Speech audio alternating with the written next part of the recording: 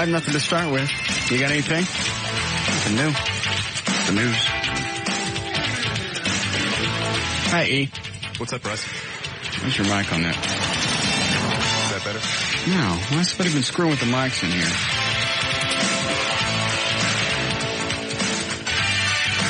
That's damn strange.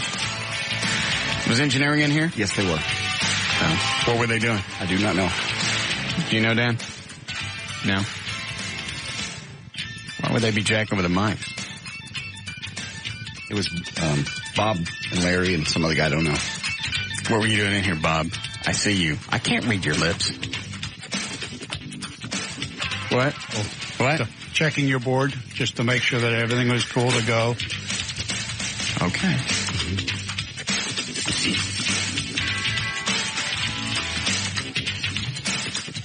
Did you get a special courier with a check last night? No. I didn't either. What do we do now, E? Everett encouraged me to go ahead and come into work today. Okay. Yeah. Even though they breached my contract. Breached it bad. And there is no check now. I haven't gone to check our boxes? Mm-hmm. What's the next step there, E? It's a beautiful day. I say we go to the park. Can I do that? Not, They're in breach of your contract. Yeah. I mean, this is bad, too, isn't it? what's the main thing that you want when you go to work? Compensation. Exactly. Yes. What are they lacking? Compensation. Let's go to the park.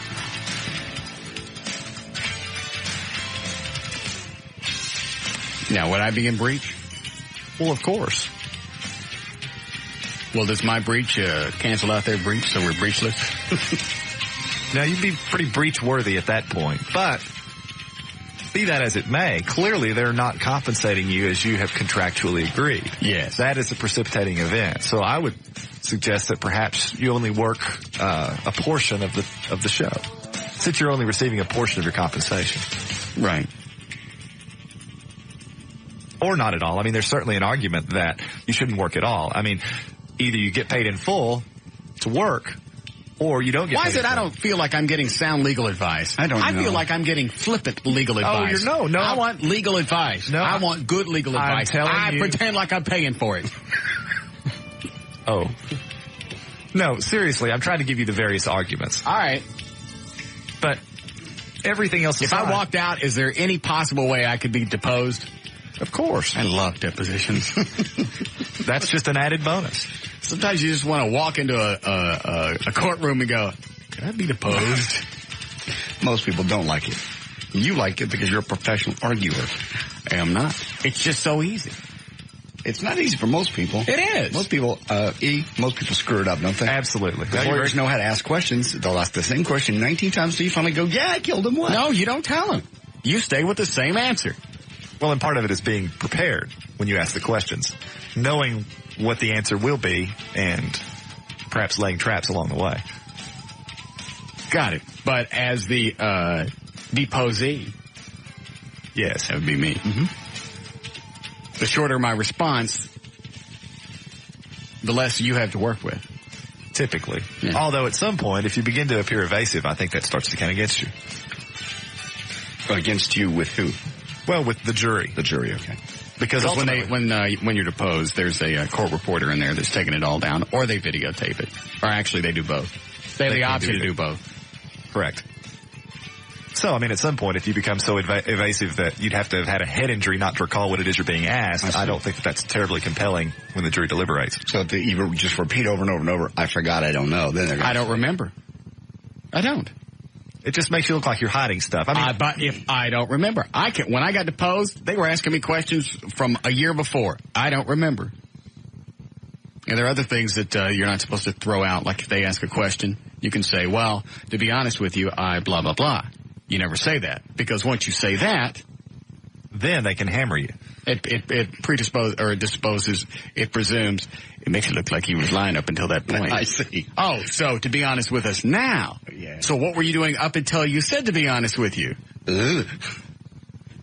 I was being honest then. This was just a little booster. An extra dose of honesty. Yes. Somebody would sue me again. Careful what you pray for. I love being sued. Let's go to the park. Best of. Run best of. Is McNeil here? I haven't seen him. What about Kubert? Is he here? I have not seen him either. Siebert. Who was that? That's our general manager. Oh. Dave Siebert. Hurt you to change story. I don't get this one. Yes, Judd? Yeah, Everett, Yes. I want to ask you a question about depositions. Okay.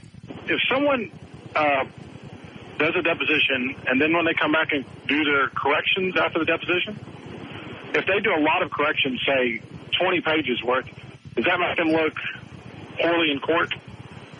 Well, I mean, obviously, at a certain... Let's go this way. What happened?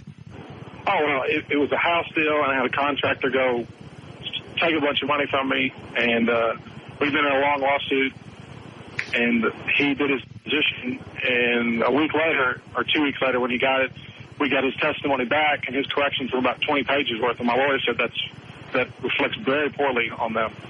Well, I would agree. I mean, obviously, your lawyer will be able to impeach the fact that he made so many corrections that it would be inconceivable that the court reporter could be that off. Okay, that's what he said. I just wanted to see what you thought about that. I would agree. Okay, thank you. All right. Ask me some questions. About what? I don't care. Something that you know I've done. Like what? What have you ever done? I don't know. You took a gun to Mexico, perhaps, allegedly. No, that happened.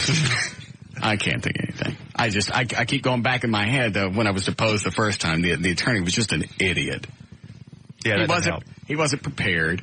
He was asking absurd questions. He could have done some research and gotten answers to the questions he was going to ask to see if what I said would match up. Yes. It was even as an amateur, a layperson, I could see that he was an idiot. Yes. And then they try and pigeonhole you into to an answer. Mm-hmm. Like say, well, do you remember when it happened? No, I don't. Was it in the past 2 weeks? So even if you know, I don't remember. Well, was it the past month? I don't remember. Was it the past 6 months? Possibly. All right, so it was possibly in the past 6 months. Then they start narrowing you back down. You don't tell them nothing. All right? Sure. Well, was it in the last week? I don't remember. Excuse me, sir. You don't remember something that's occurred in the last 7 days of your life? No, sir. No, sir, I don't. I'm a very busy person. Many things happen. See, I think at some point you begin to lose credibility. I don't lose credibility. Ask me something. Well, that was the point JD was trying to make. Right. You've forgotten something that occurred in the last 7 days of your life? Yes. You do that often? Yes. See, I don't think that makes you a fantastic witness. It does. I forget a lot of things. You'd be surprised at things I forget. Like, see? I can't even give you examples. Hard to remember something you've forgotten. Thank you. Yes. Ask me something else. Isn't it true you went to Mexico? Yes. Is it true you had a gun with you when you went to Mexico? Yes. Didn't you know when you took a gun into Mexico that you were breaking the law? No. Do you think it's legal to take guns into other countries? I don't know. So you didn't give any thought as to whether or not it might be legal or it might not be legal? No. See, I don't think that's believable. I didn't know the gun was there. You haven't gotten to that question yet. You'd have to ask me, did you know the gun was there? If I knew the gun was there, then yeah, I may have given it some forethought. But since I didn't know the gun was there was no forethought necessary because I didn't know I had the gun. The average person would have answered, no, I didn't even know it was in my bag. And you got to make them drag that out. Yeah. You don't give them anything. When the other people that were suing me got deposed, the attorney asked them one question, they go on for pages. Yeah, you definitely don't want to do that. And obviously, the more you talk, the more avenues it gives him to ask different questions. Mm-hmm. And then when I dug the other grave... Yeah. Are you done with your questioning about Mexico? Yeah. This is all your idea. I don't want to even ask these questions. I was there. I know what happened. Smuggler. Not smuggling. If you don't know, you're doing it. I was nothing more than a mule. Gun runner. Yeah. You know what we need to do, just to make me feel worse about it, or better, is to find out the laws in Mexico and find out what actually would happen if you're found carrying a handgun into the country. I mean, we could throw out suppositions, well, you'd be in there forever, you'd never get out. We don't really know. Mm-mm. We know it wouldn't be easy. But I'd like to see what the laws are and how it plays out if I was convicted. Because I had no defense. I could say I didn't know it was in there, but what kind of idiot's going to believe that? From discussions I had with a couple of locals, you can pretty much buy your way out of anything.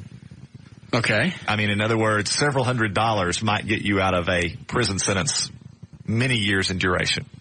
Really? Yes. Just for a few $100s? Yes. CBS probably would have bought you out.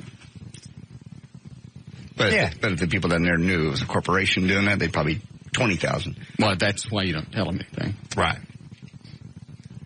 Yeah, you don't say anything at the Mexican depositions either. American, Mexican. Oh, well, yeah. Como? K. No. Let's see what we got here before we move on. Yes, Jonathan? John? Yeah. Yes, sir. Just curious, whatever happened to Dave Siebert's pants? I missed out on that. Never got him. Never got him. No. What's the name of the restaurant then? Curious, whatever happened to Dave? What restaurant was it we went to? I don't. Do you remember? No. Do you even want to say if I did remember? Well, hang on. Let me think. Something like Bert and Ernie's, wasn't it? It was two guys' names. Huh. Yes. Never go there. Bert and Ernie's? I don't know. The two guys' names. I forgot. Shut up! Jesus.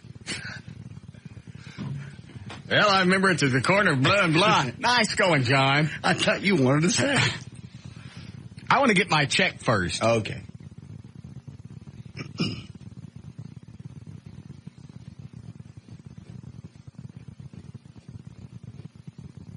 I'm waiting for the delay to rebuild. I had to hit it 3 times. You said something, I had to hit the delay. Then I called you a bad name. I had to hit it again. Then I hit it one more time. Just for grins. Okay.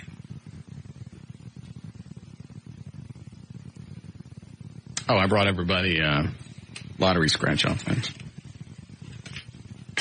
One for you, John. You never buy lottery tickets. I was getting gas. Thank you. Eddie?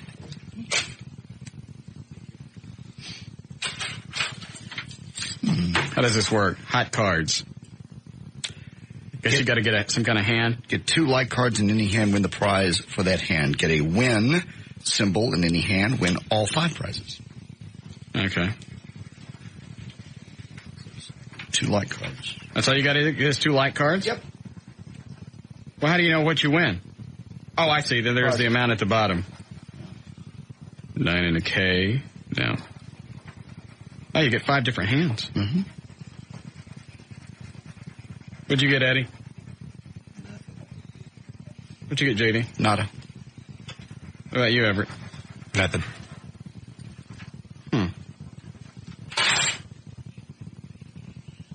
I got something. Says I won a night show on Live 105. So that's how you get those. Yeah.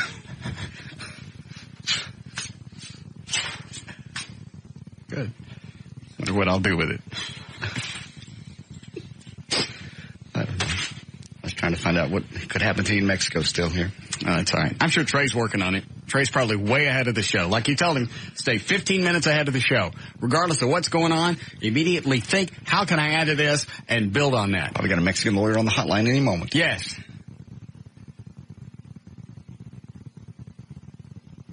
He'll probably come around the corner any second.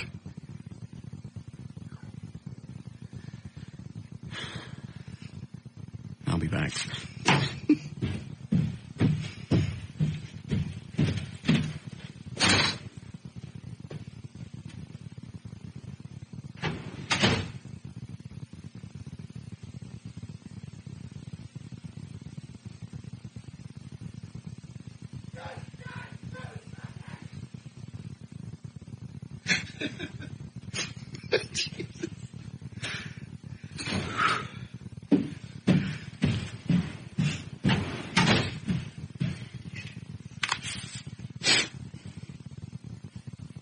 He's working on it. Okay.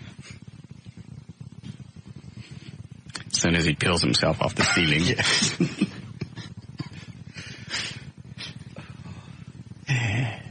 How we doing, Eddie? Hey, bro. All right. Yeah, Gavin. Got a question for Everett. Go ahead. JD said he gave that tax stuff to you. I want to know what he thought about it. Did you look at that tax video? The guy says you don't have to pay your taxes? I have not looked I at told it you yet. you wouldn't, didn't I? Well, I will. No, it's too late now. We're asking about it. Tax day's over. Well, tax day is over regardless. I know. What's your point? Well, you could have at least looked at it and give us something on it. It's not tax day, regardless of whether or not I People file extensions. Well, then they've got till August. Well, I'll look at it before then. But tax day is over. You're right. So it's not relevant to the most Why didn't you look at the video? Oh, I'll get around to it. I haven't had a chance to look at it yet.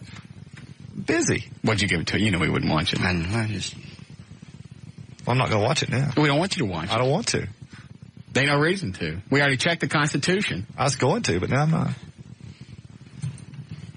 JD said he looked at the thing, and the guy almost sounds like he has a point. Just because, I went into it, so no need to say it again. I just don't understand. It's the Constitution, the amendment is the 16th Amendment that allows the government, Congress, the right to levy taxes based on income. Mm-hmm. And then it goes into individual statutes. Is that right? Yes. That's the way the Constitution goes? Well, not statutes, but there are amendments to the Constitution. Well, there are statutes that are constructed based upon how everything has to conform to the Constitution, basically. Federal statutes, state statutes. The statutes govern what the parameters of each amendment. And he pulled them out and he said, it covers foreign people making money here. It covers local people making foreign money. It just doesn't cover U.S. citizens making money from a U.S. company. It never addresses that. As a result, he says you don't have to. Without having viewed his video, I can tell you this. It's against the law not to pay your taxes if you're making money, according to the tax code. Well, I don't have to look at some guy's video to tell you that. Well, why I don't. He makes a real good point, but again, that's why I gave it to you, because it's points of law that I don't understand. The tax code says you got to pay your taxes. I understand that. That's why everybody gets. That's why people go to prison if they don't pay their taxes. Right. I said too. And that's how this guy has one interpretation. The courts have another interpretation. It just makes you wonder if this guy's really paid his taxes, because there's really no way for us to go back and see if he's paid. He could be paying taxes his entire life, but he puts out this video and goes, all right, let's see what kind of idiots will go with this. Absolutely. And he's not really being held liable because it's his own interpretation of the Constitution. Right. But. Yes. You're certainly free to hold that opinion in federal prison. Well, that's what I'm saying. I have a really stinky suspicion that he's probably already paying his taxes. Yeah. I'd be willing to bet you're right. Especially on his videos. Yes. All right. We got to get going with news here. Where do you go to redeem these cards? You go to, well, it depends how much it is. What'd you win? I told you I won the night show on Live 105. I just go give it to Bob. I'll just across the hall, yeah. I won't redeem it right away. No. I may give it a few weeks.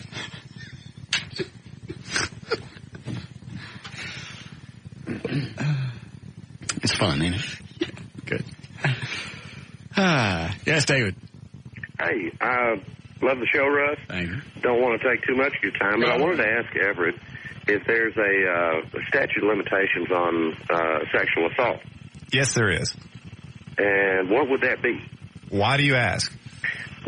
Well, obviously I was charged with it, and it's a long story, but that's beside the point. It wasn't a sexual assault, and I know everybody tells you that, but... Let me stop you right there and ask you this. Has the case been filed against you and you're just waiting to go to trial, or was the case never filed? Oh, the case was filed. I was arrested, bonded out, and have been sitting here since 95. Well, here's how that... So, when were you bonded out? 95, mid-95. And nothing's happened on your case since? Oh, no. I called into my bail bondsman every week. And she finally told me, she said, Sherman, stop calling. Yeah. If the case has actually been filed, the statute of limitations no longer comes into play. At that point... Well, wait a minute. How long can they stretch that out? Well, here's the other end of it. Let's say the case is filed and then you wait 7 years. You have an argument that you've been denied your constitutional right to a speedy trial. Okay. The flip side of that is you have no right to a speedy trial unless you assert it. So, put another way, 8 years could pass from the time a case is filed until you go to court. Right. You show up in court and say, where's my speedy trial? The judge is going to tell you, You never asserted your right, which, had you done perhaps when you were initially arrested. All right, so what he needs to do now is to go before the court and say, hey, where's my speedy trial? Right. Before his court case actually begins. Right. All right, did you get all that? I heard it. I don't know that I believe it, but another attorney friend of mine said, don't stir up a stinky pot. Well, what I'm saying is it's not necessarily to your benefit to assert your right to a speedy trial at this point because so much time has passed. The time to have done that would have been back in 95 or whatever. Well, but here's the thing. They filed a case, which means at any point in time, they can come back and go, all right, we're going to proceed with this, and he can't go back and use the defense of speedy trial because he's never said anything. Exactly right. Do you always want that weighing over your head? No, but see, here's the kicker. Now, here's the kicker to the story. All right. The gal was a lady of the evening, so to speak. You didn't pay her? And, it was just a bad deal, and she blamed something on me that I didn't do. What did she say you did? Well, she said I sexually assaulted her, and I didn't. I basically dropped her, picked her up on the side of the highway. And right. Where'd you pick her up? I ain't telling you that. I don't know your last name, Sherman. Hold up. Yeah, well. Where'd you pick her up? Fort Worth. Okay, go ahead. And, Was she pretty? No. How much was it? About $10. Really? What'd she do? Fellatio, shall we say? Okay. Blew you up. But, there was DNA on her shirt, and, Well, you don't know that was your DNA. If she's a lady of the evening, that could have been different people's DNA. It's Fort Worth, for God's sake. What does that mean? What does that mean? I don't know, but it just seemed to fit. Okay. Well, there you go. But, no, it's just, and how did you know my first name there? You said it on the air. Mm-hmm. Yeah, you said your bail bondsman said, Sherman, don't stir up the pot. Oh, yeah, that's right. I'm kind of stupid. Yeah, I don't think you'd want to go to deposition. Hey, how'd you know my name? I want to be deposed now. I've started. No, you don't. So are you out? I know how to do it now. Are you sitting in jail or are you out? No, I've been. He's been out on bail for 8 years. Yeah. I mean, as a practical matter, it's highly unlikely that they're going to prosecute you on a case this old with a complaining witness that is probably not the most credible person in the world. Well, here's the other thing. How does he get his bail money back? Well, I don't. no, you're not going to get. Did you go through a bond? You went through a bonding company, so you're not going to get. You have no money to get back. You paid them. They posted your bond, and you're done in that regard. Mm-hmm. If your bonding company isn't worried about it, I wouldn't sweat it at this point because it doesn't sound to me like they're going to prosecute. Now, does this limit for him leaving the state or anything? No. No. Well, I mean, the fact that he's out on bond? No. The only condition is that you make any court appearances that are required of you, and it doesn't sound as though that. All right, how long can they stretch this out? Well, the statute, I'd have to double check. I think on sexual assault, the statute of limitations may be 7 years or something like that. Well, once it's been filed, how long can they stretch it out? Well, what he needs to do, if he hasn't asserted his right to a speedy trial. Yes. It's difficult to say. It could hang out there indefinitely unless he files a motion to discharge his bond with the state, in which case they may very well agree to do that, given that it would appear that they're not going to prosecute the case. Mm-hmm. All right, let me do it this way, since obviously I'm not getting an answer. If this were me, and this is hanging over my head, what would you advise me to do? Leave it alone. All right. Yeah. All right, leave it alone. Leave it alone, Sherman. Hey, Sherman, don't touch it. Take it easy. I think it's infected. She may be dead. Yeah. Can you make a motion to discharge the charges? Well, there would probably be some sort of speedy trial argument on that. But again, There just seems to be a piece of the puzzle missing here. This doesn't make any sense. 8 years, and he doesn't want to go back and go, hey, where's my speedy trial? well, as his lawyer told him, why stir up the pot? There's really no point. But it's still hanging over your head. I think after 8 years, his concern should be minimal. I mean, again, if they had a case, don't you think they would have tried to prosecute it sooner rather than now? And as a defense attorney, would that be something you would bring up when you finally went to court? Well, that sort of argument goes to the weight of the evidence, not to its sufficiency. And what I mean by that is... I understand. Like if you had pictures of him actually assaulting her, it don't matter if it's 20 years, you got a picture of it. Exactly right. But the weight of the evidence is clearly going to be diminished because of the erosion that occurs from the passage of time. People forget, witnesses die, fade away, their memories lapse. That's what I'm saying. If it's based on testimony, then time would take its toll. If it's a photograph or videotape, it doesn't matter how long it is. Exactly. All right. I think I'd say something. Because that would just bother me every day. Oh, yeah. Well, Plus, how sad you got to run around. You got to go to Fort Worth. You go hooker. You live there. What's wrong with Fort Worth? There's some very lovely ladies in Fort Worth. Not of the night. I'm not saying that I know. I'm just saying there's some beautiful people over there. well, it sounds like he got a good deal. Yeah. $10. He got a good He got a good deal. Are they cheaper in Fort Worth? Sounds like. I mean, not that I know, but that just sounds really inexpensive. Yeah. To be blown up. Mm-hmm. And obviously he finished. Mm-hmm. Pay more than that for a good dinner. Mm-hmm. Yeah.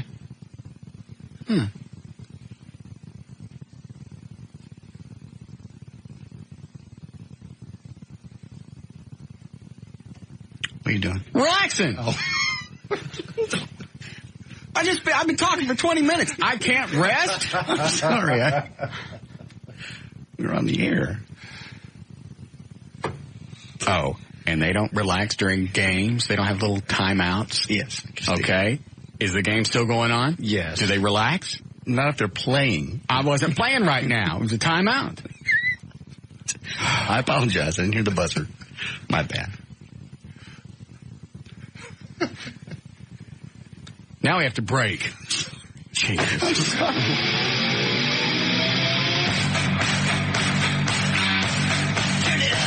We'll be back with the Russ Martin Show.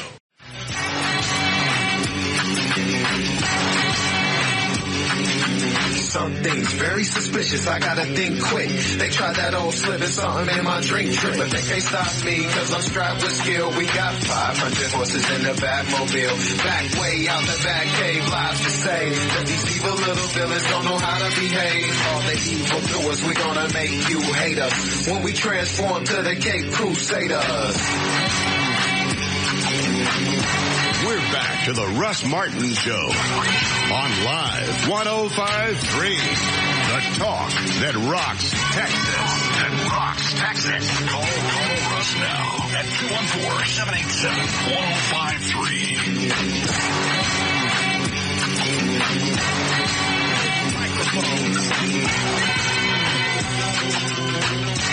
All right, 345. Everett Newton, the rock and roll attorney, is here. Eddie Boyd, Dan O'Malley, J.D. Ryan, Dre Trenholm, Gail Lightfoot with traffic. Let me see if there's anything else on hold on it. All right, we'll take this one, since this one's tax timely. Hi, Jennifer. Jennifer. Yeah. Did you just hear me say hello the first time? I had my phone on mute, sorry. All right, go ahead. How many years can you go without filing your taxes before you go to jail? Just one. One? I don't know. I just made that up. Okay. Technically, yes. Yes, just one. You're kidding. For evading your taxes? For not filing at all. Yeah. How long since you filed? It's not me. Yeah, whatever. It's my husband. Okay. How long since he filed? He hadn't filed in 10 years. Oh. You know, you can still catch up. He can? Yeah, absolutely. Oh, hold on. Wait a minute. What happened to not stirring up the pot? Well, they're gonna at some point, if they track him down, yeah, he's going to be subject to penalties and interest accruing to that date. Plus, they ain't said nothing to him. You said earlier, don't stir the pot. That was a different pot. Why? Because this is the IRS. So? He has the rest of his life to potentially be caught in not paying his taxes. Same thing with that guy. He could still be taken to court. He could, but as time passes, as we discussed earlier, the case becomes more and more difficult to prosecute. Same thing with them. No. They have no records. They go back 10 years. He's not expected to keep tax records for 10 years. Well, let me ask you this question. Okay. Which would it be easier to prosecute? 10 years of not paying taxes or 20 years of not paying taxes? Now, Everett, can't they only go back 3 years? Well, they can in terms of, I think, looking at false returns. See? He ain't got no returns to look at. No. Well, but that's a different offense. So? Oh, Lord, so now there's more than one. Well, no, what I'm saying is filing a fraudulent return is a different offense from not filing. They can't get him on filing a fraudulent return. He ain't filing nothing. Well, they get him for not filing. But they can only go back 3 years. Well, he can still go to prison. Can he go to prison for like each year, that 3 years they can go back? Or is there a certain amount of time he can? Obviously, they ain't worried about him. Well, not at this point. Okay, so why stir up the pot? Because at some point they may ultimately It's like me running down to a loose dirt and go, hey, I'm holding up banks. You guys probably can catch me sooner or later. He's lived in like 4 or 5 different states. Okay, Russ has convinced me he should just never pay his taxes again. Okay, that's real scary because aren't I responsible for it too? Yes, but you'll be fine too, according to Russ. Well, wait a minute. What has he ever said about not paying taxes? Well, we've been married for 2 years, and he listens, so I'm not going to say his name. But Hey, is it Sherman? No, I don't live in Fort Worth. Okay. And his ex-wife used to get it for child support, and he couldn't see his kid, and he just said, I'm not going to file him, let her have the money. So he hasn't filed in 10 years. Everett's right. They're going to catch him sooner or later. Yeah, I know. So. And I think they're a lot easier to work with if you walk in and go, hey, look, here's why I haven't been doing it. Here's my best guess. Here's as many records as I have. I'm going to do my, as honest as I can to get this straightened out. They're probably more likely not to send your ass to jail. Yeah, and Clinton helped pass the Tax Reform Act, which has made the IRS a kinder, gentler body to deal with. I don't think that's necessarily the case. I know Trey would disagree, but my point is this. I think Russ is right, that if he walks in, hat in hand, so to speak, and says, look, I haven't filed in 10 years, I want to file and make this right, he's on far better footing than he would be if he just simply sits around and waits for them to catch up to him. But I'm not responsible for before we were married. No. Is he not paid child support either in 10 years? No. Okay. Wow. They're cracking down on that very hard right now. That's on his credit. Well, and you've got to think about this, too. His wife may get pissed off and say, you know what? I am his wife. Well, his first wife, the one that he's not paying any money to. I'm surprised she hadn't already ratted him out. That's what I was going to say. So not only is he not paying child support, he hadn't filed a check. Now's a really good time to get caught up on this. Okay. Of course, they're probably going to... I filed my taxes. I've been square and everything. Yeah, okay. And Russ, leave Julie alone. I'm not leaving her alone. Leave her alone? I'm going to get it out here, and I'm going to split it open. Thank you. What can I do for you there, pasty man? They can go back 7 years. I don't care. So, I always pay my taxes, except when I don't. Do you want to know your potential penalty? For not paying taxes? No, for having a gun in Mexico. Why don't you stay on the topic? Sorry. What's the penalty for tax evasion? I don't know. So much for being 15 minutes ahead of the show. It's like being on time tunnel with you. Well, and you go running into that great big spinning disc. Trying to find someone at the Mexican embassy in D.C. that spoke English and was in their legal department was time consuming. All right. What did you find out? Well, they said if you can prove that it was an accident. How do you do that? The burden of proof is on the defendant? That's basically, they said. And they said, well, that would be the Mexican police, so there are a lot of variables, but it said at least 30 days mandatory in jail. Or $20. Gonna give you $20. Okay, Sherman, you can leave. How'd you know my name? That's not as bad as I thought it would be. What, a month? Yeah, a month in jail. That's a month if I can prove that it was an accident. Yeah. I got to prove that carrying a handbag into Mexico with a gun in it was an accident. Yeah, but I'm just saying, given the fact that we were on a company trip and you're a radio personality, obviously you really wouldn't do it. You're not doing it on purpose. You're not smuggling it. You don't have a history of crime. I mean, if they take all that into consideration, I realize we're talking about the Mexican police at this point. But if they took all that into consideration. This from a guy who had Mexican health care. Yes. Oh, that was great. And they said, if they thought you were trying to smuggle something, obviously it goes up. The penalty is much, much stiffer. Which is what? They weren't exactly sure. They said that, you go years in jail. I'm trying to tell them the story in generality, so Did you tell them my name? No. What the hell's the matter with you? Did you not hear Everett earlier about don't stir up the pot? I didn't say your name. This is Trey Turn On with the Russ Martin Show. In Dallas. Next thing I know, there's a green cab pulling up out front and 55 cops climb out of it. All right, you've done another fine job. Thank you for coming in. By the way, when you were audited, does the IRS easier to work with now? I'll say this. If you are proactive with them, they are much easier to work with and are much more patient. And were you proactive? For the most part, yes. Good. I learned my lesson in the beginning and became much more proactive. What was your lesson? Getting a letter saying they're going to come seize all my assets. Mm. Did it come certified? Yes. Those are the bad ones. Highly motivational. Yes. I ignore them until they start coming certified. I didn't get this. Well, even on a certified letter, it says who it's coming from. If it says IRS, do you go get it? I think you can ask to see who it's from before you take it. You can, but I don't want that. Oh, they put it on the slip you get. They make sure and put it who it's from. Yeah. Whether you look at it and you go, I don't want that. You look at the postal guy and you go, ooh. That ain't me. Mm-mm. He's not here. No sabe. Adios. All right. Well, thank you. This day and age, they don't really put people in prison for... Oh, yes. They'll lock your ass up for tax evasion. If you're going out of your way to lie to them, literally, if you're I don't trying... know. Does anybody have an answer? I know a guy that didn't file, I think, for about 10 years. Okay. And... Was that Sherman? No. All right. And he went to prison. See? Dang. So you do get locked up. Yes. Okay. Who's breathing into the mic? Get out of here, Space Ghost. I wasn't breathing into the mic. It wasn't me. Eddie's mic isn't on. JD and Everett were too far away from theirs. O'Malley's in the other studio. He don't breathe that loud. Get out. Arms out like Frankenstein Jr. There you go.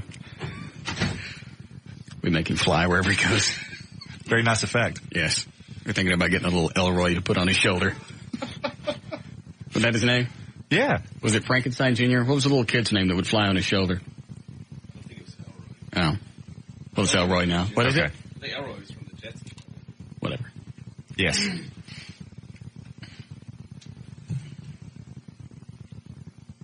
Somebody's on the hotline. All right, fine. All right, we'll take this and we'll do news. Hi, Chad. Hello, Everett. How you doing? Hey, what's going on, Chad? I was wondering about the bar, Everett. Well, I'm wondering about the bar too, Chad.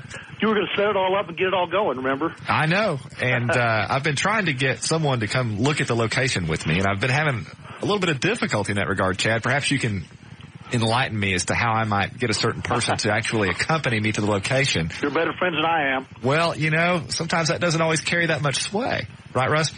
I don't know. You're talking to Chad. Nobody asked for me. I'm just standing here. I was just wondering about that, guys. Yeah. All right. Bye-bye, Russ. All right. When are we going to go look at that location, Russ? You stood me up 4 times. No, I've stood you up 3 times. I offered once on my own, and I changed my mind. I called Everett Sunday, and I went, you know what? I took a nice big long nap. Let's go look at the thing. And about 30 minutes later, come back. Oh, I ain't going. This is never going to happen. I've called you back to tell you I'm not coming. Hold on a second. What does he want? This is the smell doctor we had on last week. He wants to promote the smell book, but apparently he doesn't remember last week. What did he smell? You smell something and forget? Did he get the bat spray?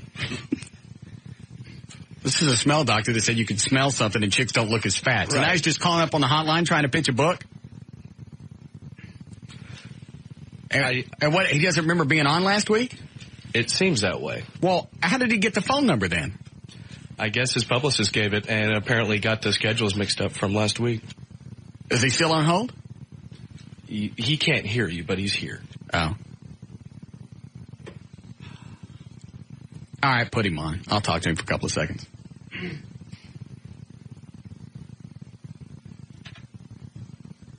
Dr. Hirsch. Yeah. All right, I don't hear anything. That's the wrong button. That's why I don't hear anything. Dr. Hirsch. Yes. How are you? Good. I hear you're pitching a book. Well, that's right. Two things we're pitching. Normally we like to book guests ahead of time and know that we're going to have them on at a certain time. But in your case, because you've become such a friend of the show, you may call it any time that you want. Oh, goodness. Here I had it written down 4 p.m. Wednesday. So 4 p.m. Wednesday. That's not with us. Yeah, here's this. You were on. Dallas. We had you on last week at 4 p.m. Yeah. Oh, we did there was a new study that came out since then. Well, maybe there was a mistake. Yes, it probably was. But no, you weren't booked for the show. Oh, well, then. But you know what? We're absolutely happy to have you. What's the book? Well, the name of the book is Life's a Smelling Success. Yes. Using aromas to enhance learning and memory. Right. And we're doing a new study looking at these different sprinkles that people put on food to induce them to lose weight. Yes, we talked about that last week. These magical sprinkles you put on food that enhance the flavor. Some people call them spices. Right. Those are the two things that we were talking about. Salt, pepper. Yes. Go ahead. So, what else is in the book? Oh, what we found that a floral smell enhances the speed of learning. We talked about this last week. Yeah, we did. So when we face a nose or condition, you've been sniffing spray paint. He's been testing the effects of Cryline. Well, I've gone from flowers to different fragrances. Now I'm up to cherry red. Wow, she looks thin. Yes. On the other hand, unpleasant odors tend to inhibit learning ability. So in an environment where there's a lot of bad smelling air pollution, yes, people tend to drive more aggressive. Hold on, my bag is getting empty. Introducing them to bad smells, making them more aggressive. And when we studied a mulching site outside of Chicago, on days when there's a bad smell wafting across the street to the school, there's an increase in behavioral problems in the school kids. Yes. So all of them suggest that bad smells tend to make people more aggressive and impair the learning ability. On the other hand, pleasant odors improve it. Did we talk about this last week? I don't think we talked about the learning part, but we may have spoken about some of it. Yes. So where do I find the book? Oh, it's available at all the bookstores, or if somehow they have trouble getting it, they can always log onto our website at smellandtaste.org. And what other fragrances have you tested and to see their results, their effects? For effects on learning, we tested all sorts of smells. We tested a whole bunch of food items. Vanilla, because vanilla tends to induce relaxation. We tested lavender because lavender tends to cause an increase in slow waves of the EEG, especially with a more relaxed state.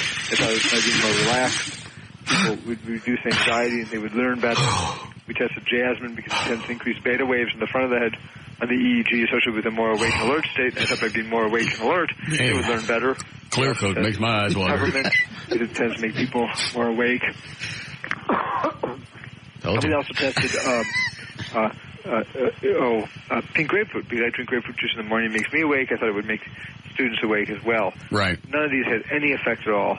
And we finally found this mixed floral smell that works, although it smells to me more like a shampoo than anything else. Now, you talked about last week how the smell of banana actually helps with weight loss. That's right. The smell of banana, green apple, and peppermint we found induced weight loss. We did try those odors for learning, but they had no effect on learning. So odors really impact upon us all the time, whether we recognize it or not. So are there any fragrances or any odors that help with memory? Well, that's right. You probably should try some of that. So you remember being on the show. Great efficacy to improve learning and memory. But there's also something called state-dependent learning, where you learn something in one state, it's easier to recall in that state. So if you learn something when you're drunk, it's easier to recall when you're drunk. Or if you're all right, so you mean a state of mind and not necessarily Arizona? Well, that's right. If the external environment and the environment that you learn something in is the same as where you want when you need to remember it, you'll recall it better. That's why we always tell people to study for their examinations without the TV blaring in the background, because they'll be able to recall more of it, because there's no TV when they're taking their test. Right. TV smell different when they're on. Exactly. All right. What's the website again for so we can get the book? Oh, sure. Smellandtaste.org. O-R-G. All right. Well, thank you again for the visit. Oh, thank you. Look forward to talking to you tomorrow. What?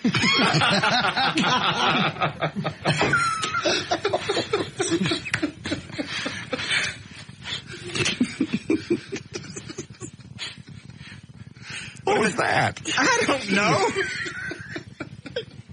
JD read some story last week, so Trey went and found him and got him on. It was some odor, fragrance that would make fat women look thinner. You have to smell it as the guy, and the fat chick looks thinner. Then today, he just calls out of nowhere. TV smell different when they're on. Exactly. Yes. and the sprinkles. Certain sprinkles they put on food, low-fat food, diet foods to make them more salivatory for your taste glands. Yes. What do you call those? We call it salt.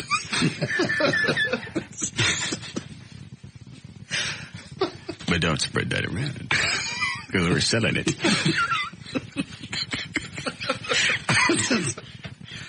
Wow. Do we need to break again? Oh, man. You're nothing like having an unbooked guest. Yes, Cole. Is there any sprinkles that can get me laid? Is that what you were on hold for? Yeah. We had a great bit going and he effed it up. Jackass. All right, we'll be back.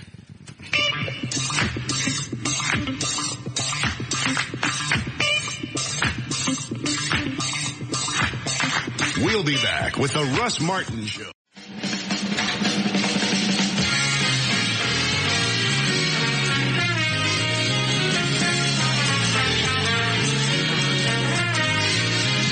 Live from the CBS studios in Dallas, Texas, it's the Russ Martin Show, starring Russ Martin with J.D. Ryan, Eddie Boyd, Trey Trenholm, Dan O'Malley, Gail Lightfoot, and the Russ Martin Band. And now, here's Russ.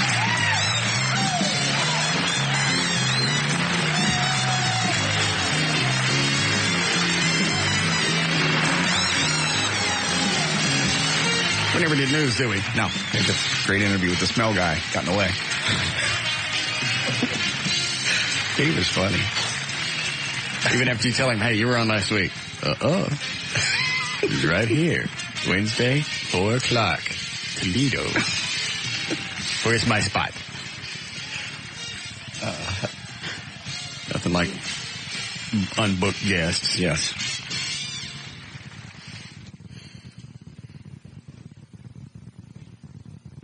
I like that, though. I like guests being sprung on me without notice. You handled it very well. Thank you.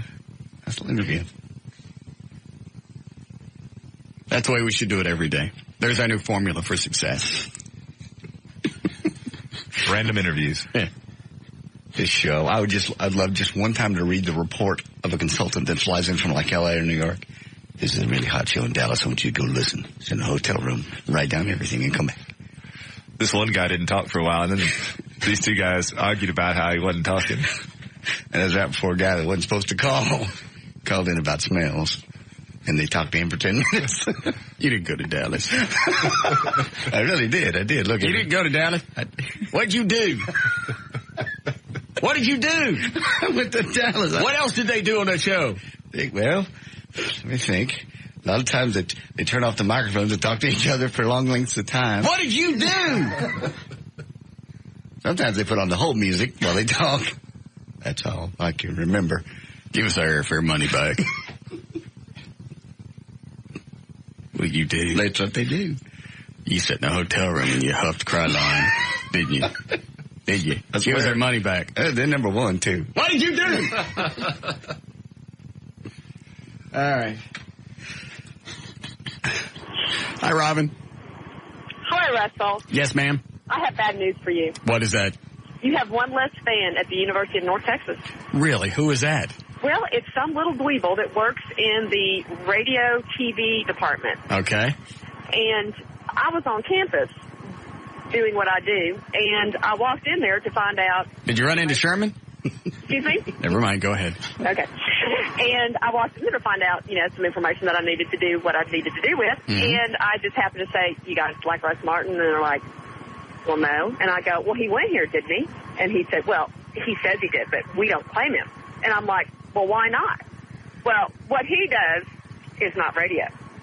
And I'm looking at this guy, and he's a little dweeble thing. He's got multiple facial piercings on several appendi, and he's just really, Does he actually work at the university? Yeah, he's like a student worker, in the front office thing at the radio TV division. Mm-hmm. And I can't get past him half the time to go see my instructors that I need to see. Right. As part of my job. Did you get Dweeble's name? No, I did not. Could you get that for me tomorrow? Oh, would you like me to? I would love. Like, you know what? I go, look. He talks about this, he talks about UNTA. He set up a scholarship here. I remember you did that some months ago for somebody that passed away. Cindy Coyle. And I'm like, that's just not a nice thing to say or do. And he's just like, well, that's my opinion. And I said, well, it's the opinion. So this is a representative of the University of North Texas. Exactly. I mean, this is the first person anybody's going to see when they walk into our TV department, the radio TV broadcasting department at UNT, which is very, very popular in the world of college publishing. And, or college, colleges. I understand.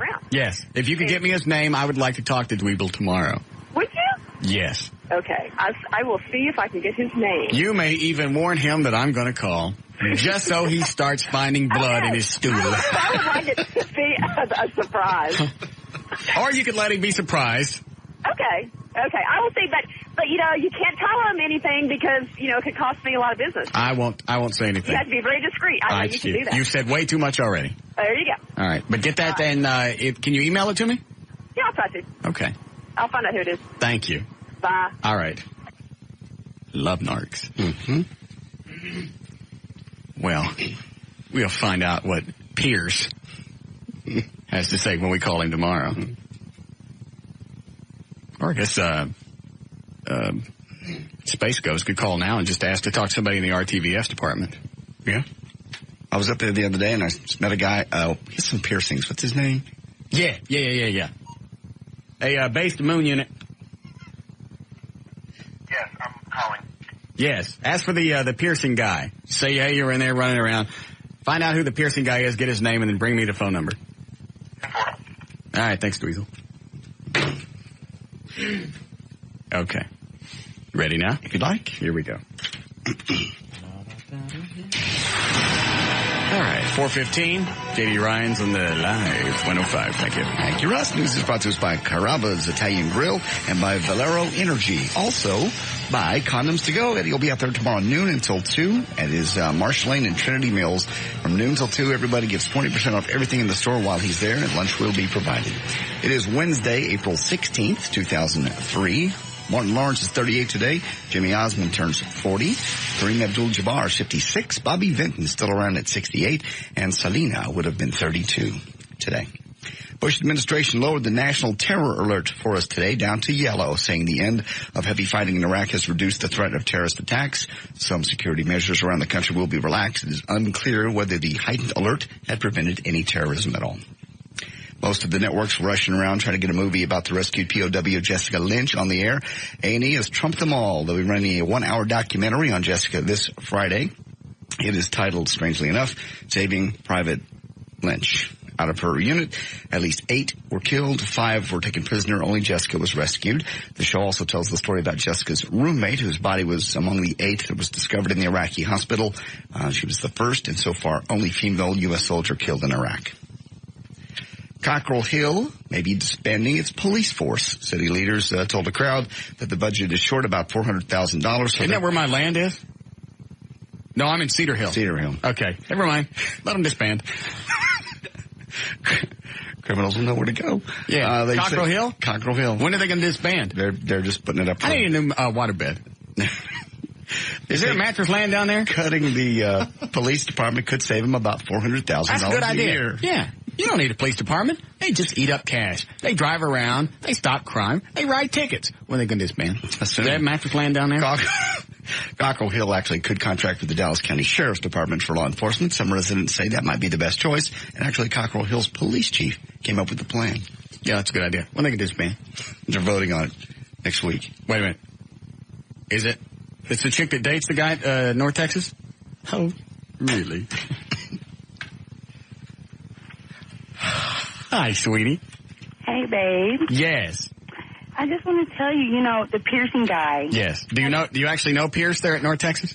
Yes. Okay. We'll call him right now. We'll call him Pierce until I find out his name. Once I find out his name, Dixie Chick syndrome.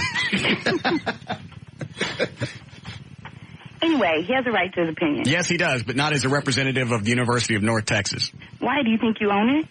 No, but as a representative, because now he puts himself into a legal state of repercussions. Is that close? That's precisely what I would have said. Is it really close? No. What does he put himself into?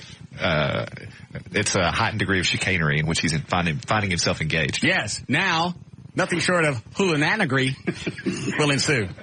I'm sorry, but it's out of my hands. Well, if it makes any difference, I idolize you. Well, that's very kind of you. How long have you been dating Pierce? Oh, about a month. Where'd you meet him?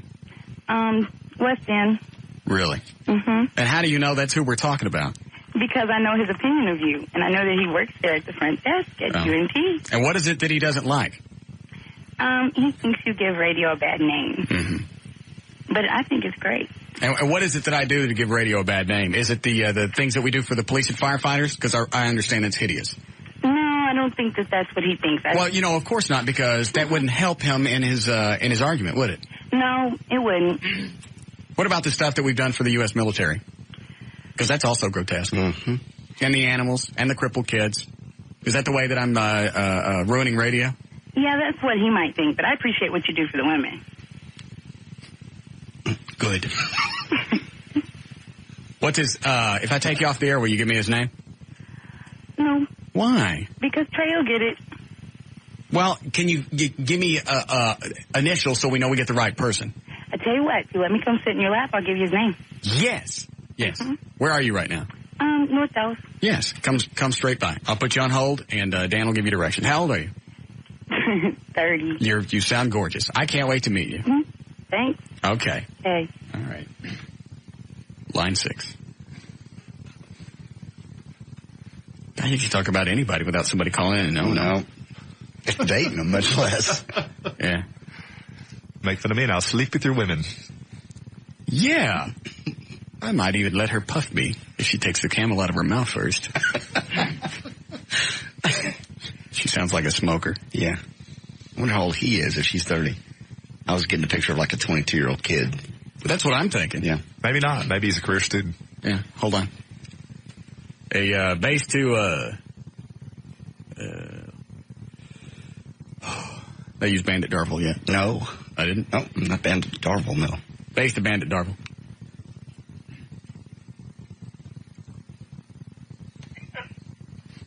What's the matter with you? Just looking at the Bandit reference. Oh. Did you find out the name of Pierce at UNT? I'm working on it. Well, how hard is it? You call up there, you ask for the Pierce guy. I'll get it for you in just a second. I got an idiot the first time I called. Well, at least you know you got the right place.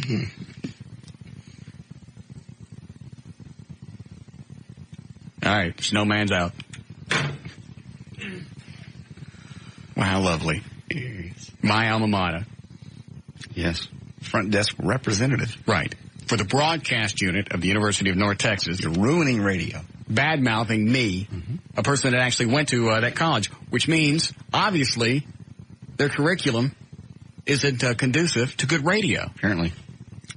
One could only surmise. If I'm ruining radio, that's what he's saying. Right. You are a product. Yes. Of that product in my environment.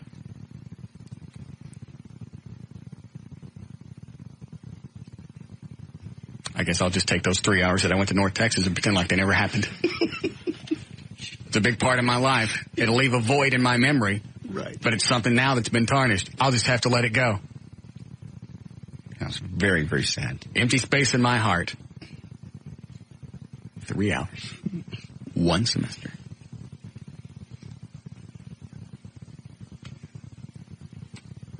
It's sad. Yes.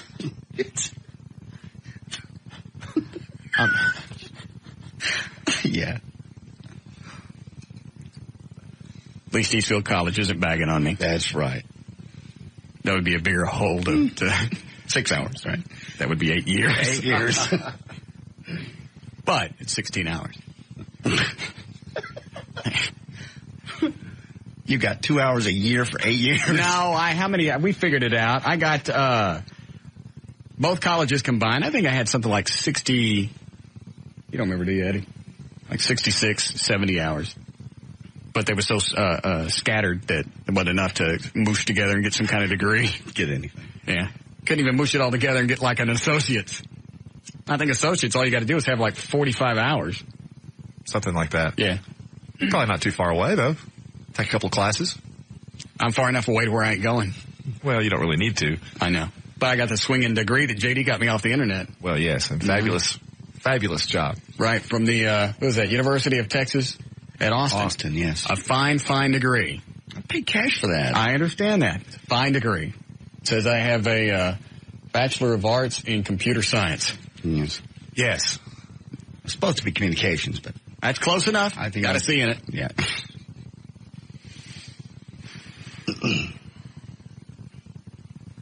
Of course, it says the dean was Esther Roll, but that doesn't matter.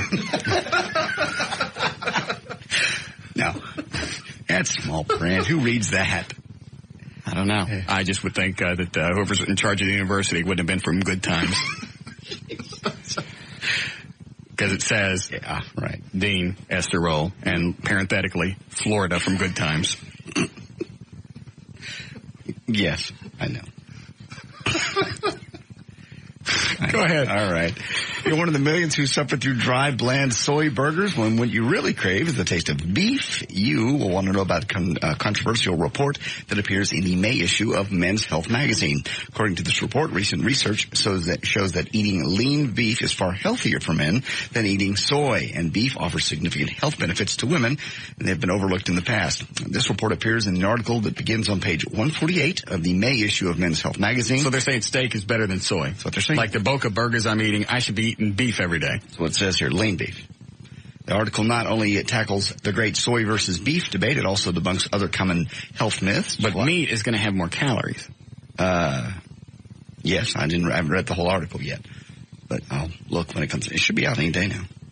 Because it's the meat. You could probably eat beef, but eat a smaller portion than what I'm eating of the Boca burgers. Yeah. Because I think a Boca burger is like 90 calories and 1 gram of fat, no saturated, and like 6 carbs. Beef probably is going to be no carbs, but it's going to be higher in calories, probably slightly higher in fat. In fat, yes. I call horse dookie. Okay. Cow patties, runt balls. Okay. Well, it's a new report out in the magazine. I'll get it for us. They tackle other myths, too. You want to hear any of these? Sure. Myth number 1, a high-fiber diet prevents colon cancer. False. Myth number 2. Really? That's what it says. Now, maybe the word prevents is what makes it false. It doesn't maybe not prevent it, but it lowers the incidence. Oh, I see what you're saying. You can still get it even with a high-fiber diet. Right. Wow. Well, nothing's an absolute. Yeah. They just say everything lowers your risk of certain things. Exercise lowers your risk of a heart attack. Sure. It doesn't prevent it. Because, look, you see athletes all the time dying from heart attacks. Of course, they're sticking stuff in their nose. That's myth number 2. What? An aerobic workout is the only exercise that helps fight against heart disease. That's not what I said. Okay. I said exercise could lower your risk of a heart attack, but obviously that's not an absolute because plenty of athletes have heart attacks. Okay. Thank you. Well, that's their number 2. Aerobic workout is the only exercise. What magazine is this? This is Men's Health. Is that the gay one? No. Has it always got like a naked guy on the front? It has a guy that's worked out. Without a shirt? Yes. That's gay. It's the only way you can see his muscles. I know, but it's gay. He can't wear a tight shirt? Gay. It's a very good magazine to read. It's got a lot of... Really? Why would we want to see muscular men unless we are gay? Yeah. I don't see muscular men. You want to see how your body could become. A lot of these guys decide no. Yeah. A lot of these guys mostly guys that are in really good shape are gay. No, they're not. Yes, they are. That's not true. Yes, it is. Rob was in great shape. Our promotions guy, he's not gay. That's not really a good example. Myth number 3, antibacterial soap fights germs better than regular soap. False. I've heard that, yeah. Myth number 4, the higher the SPF of sunscreen, the better. They say that's false. I don't understand that at all. And myth number 5, only women get breast cancer. False. Yeah, I've heard of guys getting breast cancer. Who's does it say the writer for the story? Yeah. Bye. Yeah. Men's Health. Let me see. There you go. Let me get Brainiac on this. Okay. Hold on. Hey, base to,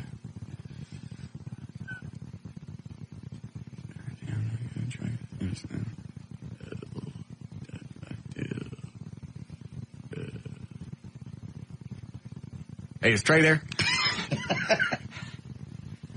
Not in right now. Can I take a message? Come in here and get this story. I want to talk to this guy from Men's Health magazine about the beef and the soy. You didn't have your arms out like you was flying. Go. Hurry up. We're on the air. You're ruining the show. Go back out and fly in. God. Oh, they got a producer on this show? Yeah. They make him fly in and out the door. With his arms out. Does he really fly? Sometimes it's like Frankenstein. There you go. All right, thanks. But that's when he's not wearing a cowbell. Yeah. All right, go ahead. Do we need a break? Badly? Yes. Okay. All right. Do you have any more? We can always come back and enjoy more. Got a bunch more. There's news and information. I'm J.D. Ryan on Live 105.3, the talk that rocks Texas. We'll be back with the Russ Martin Show. Let's do it. Give a rat's ass what you think. If that was your kid, you would be in there. If your kid had a swollen butt gland, you wouldn't be on the phone? I wouldn't handle it during the show. You scream. First of all, what's your kid doing with a swollen butt gland? Your kid doesn't have a swollen butt gland. The talk that rocks Texas. I just came in to see what you were doing. Tell you the commercials were over and you bite my head off. So I was busy on the phone. Doing personal business. If I did personal business. Did you just give me crap over talking about my dog? I was talking. You shut up. Okay. Just came in to tell you the commercials were over. Fine. I was busy on the phone with the vet. I realize. My dog's beehole is swollen. I'm sorry. Is she going to be okay? No, she's dead. No, she's not. Happy? Don't ever say that. Trying to talk to the vet. I told Trey, hey, go call Arbor Hills and see how heavy he is. Her blood work's supposed to come back. So I go in there and Trey's looking. He's talking to the vet and he's looking at me and what's she saying? And he's going, all that. You see that? And I'm going, what? Well, just form a word. Here. There's some paper. There's a pen. Draw me a picture. So Russ Martin just goes over and grabs the phone. Yeah. Tell me about her butt. Because Trey's going, okay, well, how's your blood work? Well, what? What is it? Well,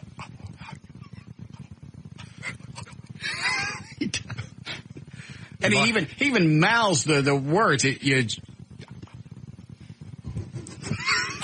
All right? Yes. It's like every time he's about to say something, it looks like he's blowing you a kiss. That's the exact mouth thing. I'm going to say it. Well, So her blood work was fine. Good. Kidneys, liver, all her major organs are fine. They think it's because she's got a swollen beehole. Okay. Which was a thrill. I had to take her in today. Yes.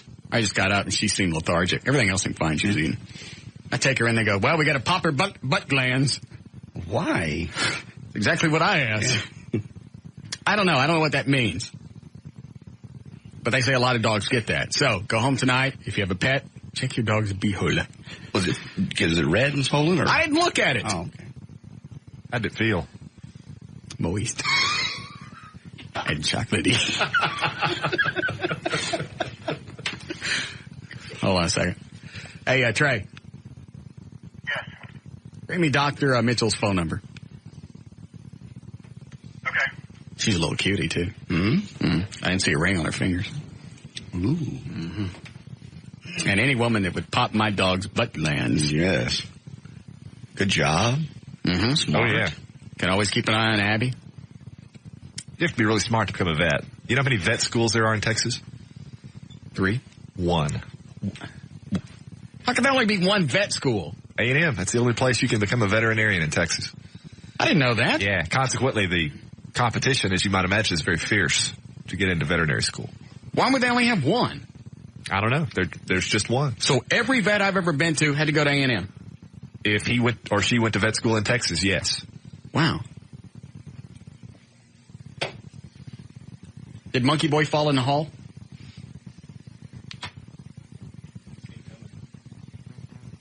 He did acknowledge me on the two-way, didn't he? Yes, he did. So he heard me. Like running around filling his own knife.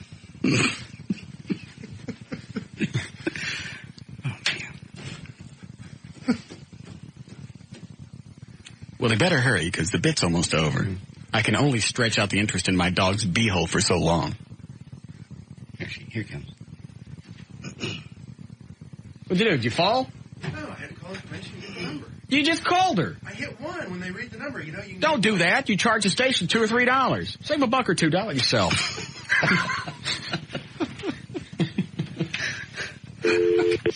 I'm delightful today. Yes, you are. I can't dial. Quit.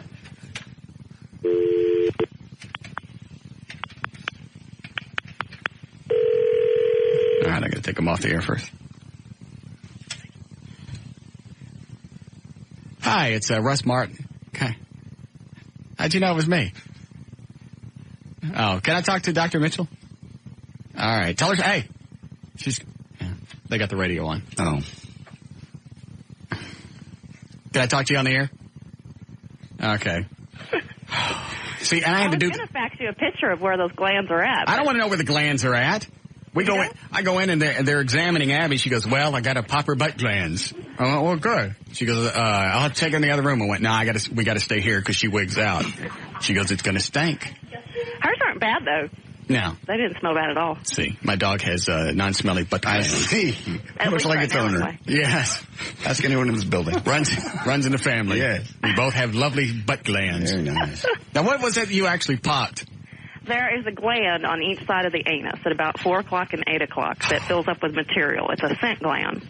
A scent gland? Yeah, they're supposed to, like, express that to mark territory and that kind of stuff. Oh, and her scent gland is clogged? Yeah, they get full a lot of times, especially the small breed dogs. What are you supposed to do, slap them in the ass from time to time? Well, you can try that, and sometimes it scares it out of some of them. But you just have to, squeeze it out. I don't think I'll be doing that. That's what we do when we bathe them and groom them and all that kind of stuff. Oh, do you really? Yeah, it's done with all the grooms. Did you get your license at Texas A&M? Yes, I did. And is that true? All vets in the state of Texas go through A&M? Not necessarily, no. But, I mean, that's the only veterinary school in Texas. Yeah, that's the only veterinary school in Texas. But, we That's get some amazing. of the Oklahoma people coming down here and Louisiana people, but Right. They're not as good at school, though. I understand that. That's why I go to you guys. Yeah. Because you went to A&M. Yeah. All We're right. Aggies. So, anything I need to do for her when I get home? Put that warm compress on her bottom. But I ain't got to look at it. No, you don't have to look at it. And she doesn't seem to feel well. She was looking at it today. Is that good or bad? Well, it's not going to hurt it for her to lick at it. It's just going to make her breath stink even more. Well, that explains that. But, no, she's I'm not trying going to to hurt it by doing that, All right. by licking back there. But she's in no danger of anything. No. Okay. So I think she'll be fine. Just keep giving her the antibiotics and the anti-inflammatory and warm compresses and keep us updated on what she's doing. Okay. Well, thank you for watching over my little girl. Oh, no problem. You've been very sweet. You know what you need to do? You need to take a picture of her in her bat car so we can put it up there in our album. You people are quite retarded. Why? You want a picture of my dog in the Batmobile? Yeah. Lady, you're nuts. Why? You don't let her in there? Yeah, she's been in the car. Well, we can stick I only let her back it up and down the driveway, though. You got to set limits. Yeah. Out there. Because she can't reach a gas pedals. No. All right. Are you married? No, I'm not. I told you she wasn't married. She didn't have no rings on. Dr. Mitchell's a little cutie. Thank you. Perhaps I could come in and you could check my glands. I hope you don't have any butt glands. I'll have some installed. Well, thank you for your help. No problem. We'll talk with you soon. Okay. Lots of vets are chicks. I've noticed that. I think at my clinic, I don't think there's a single guy vet. I think this one is split. Dr. Murphy and Dr. Mitchell. Dr. Really? Murphy's the guy. I see. He's a listener, too. First time I took Abby in, he said, I've seen your pictures on the internet. I thought she was doing dog porn. Showing off those 8 teats. Yep. Well, you've caught her surfing before. Yeah. So, natural progression. Yes. Yeah. Picture your dog in the Batmobile. Oh, is that the guy from Men's Health? Well, look at that. Trey's all over the place. Is it... I'll just ask him. Is it Stebbin? Stebbin, that's right. Hi, Greg. Hi. Did you, do you work for Men's Health? Did you write the article or what? I did not write the article, but I'm one of the editors with the magazine. Okay. And I talk better than the rest of them, so I'm the guy that gets to do all the radio. Right. What, all right, so what's the overall thing with the beef thing? Because I eat the soy patties every day, like the Boca burgers. Do you really? Yeah. And you like them? Yeah. More than a hamburger? Well, I can eat more of those than I could a hamburger. Who says? Well, why don't you tell me? Well, what I'm guessing, and I didn't get a chance to read the article, is you said it's better for you than those, but I'm guessing you can't eat as much because beef's going to have more calories. Well, I actually haven't thought about it from a caloric perspective, but let's just look at your overall health, okay? Okay. First of all, we're going to talk about why beef is great. But we're also going to talk about the stuff that soy products are doing that are bad for you, particularly us guys. See, what soy has in it is a thing called phytoestrogens. Okay. And if you kind of catch the tail end of that word, you catch estrogen. That's a female hormone. Right. And phytoestrogens are actually a plant form of estrogen. And when you have too much of that in your body, like a guy who eats a soy burger every day. Actually, I have 4 for lunch. 4 for lunch? Yeah. Like a guy who eats 4 soy burgers for lunch. Yeah. How's your sex life?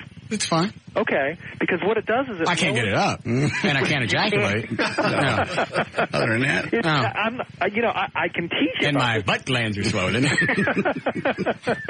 And you got man boobs. Yeah. It lowers your testosterone level. Does it really? Yeah, it really does. And in all seriousness now. Now, is that the only side effect? Because obviously I'm not seeing that. Or maybe you are, and just think of how much more of a studly guy you would be if you were eating meat. Oh. Well, wait a minute, but I don't only eat the Boca burgers. At night, I'll have, well, now you're starting to make me paranoid, because that's one way that I keep tabs on my weight is high protein, low carb for lunch, and then, just low fat and whatever for dinner. What if I told you that eating the right amount of the right fat would help you lose weight? You want us to get Dr. Atkins, who's in a coma, on the phone? Well, okay, but let's be fair to him. The coma has nothing to do with his diet. He hit his head because he was low on, he didn't have no carbs. Oh, okay. His blood sugar dropped and he hit his head. Well, I haven't been. Oh, I'm glad you think that's funny. Right, I don't know. No, I don't know what happened to him. No, I'm not advocating Atkins, although we don't see anything tremendously wrong with it, but we advocate something a little more balanced.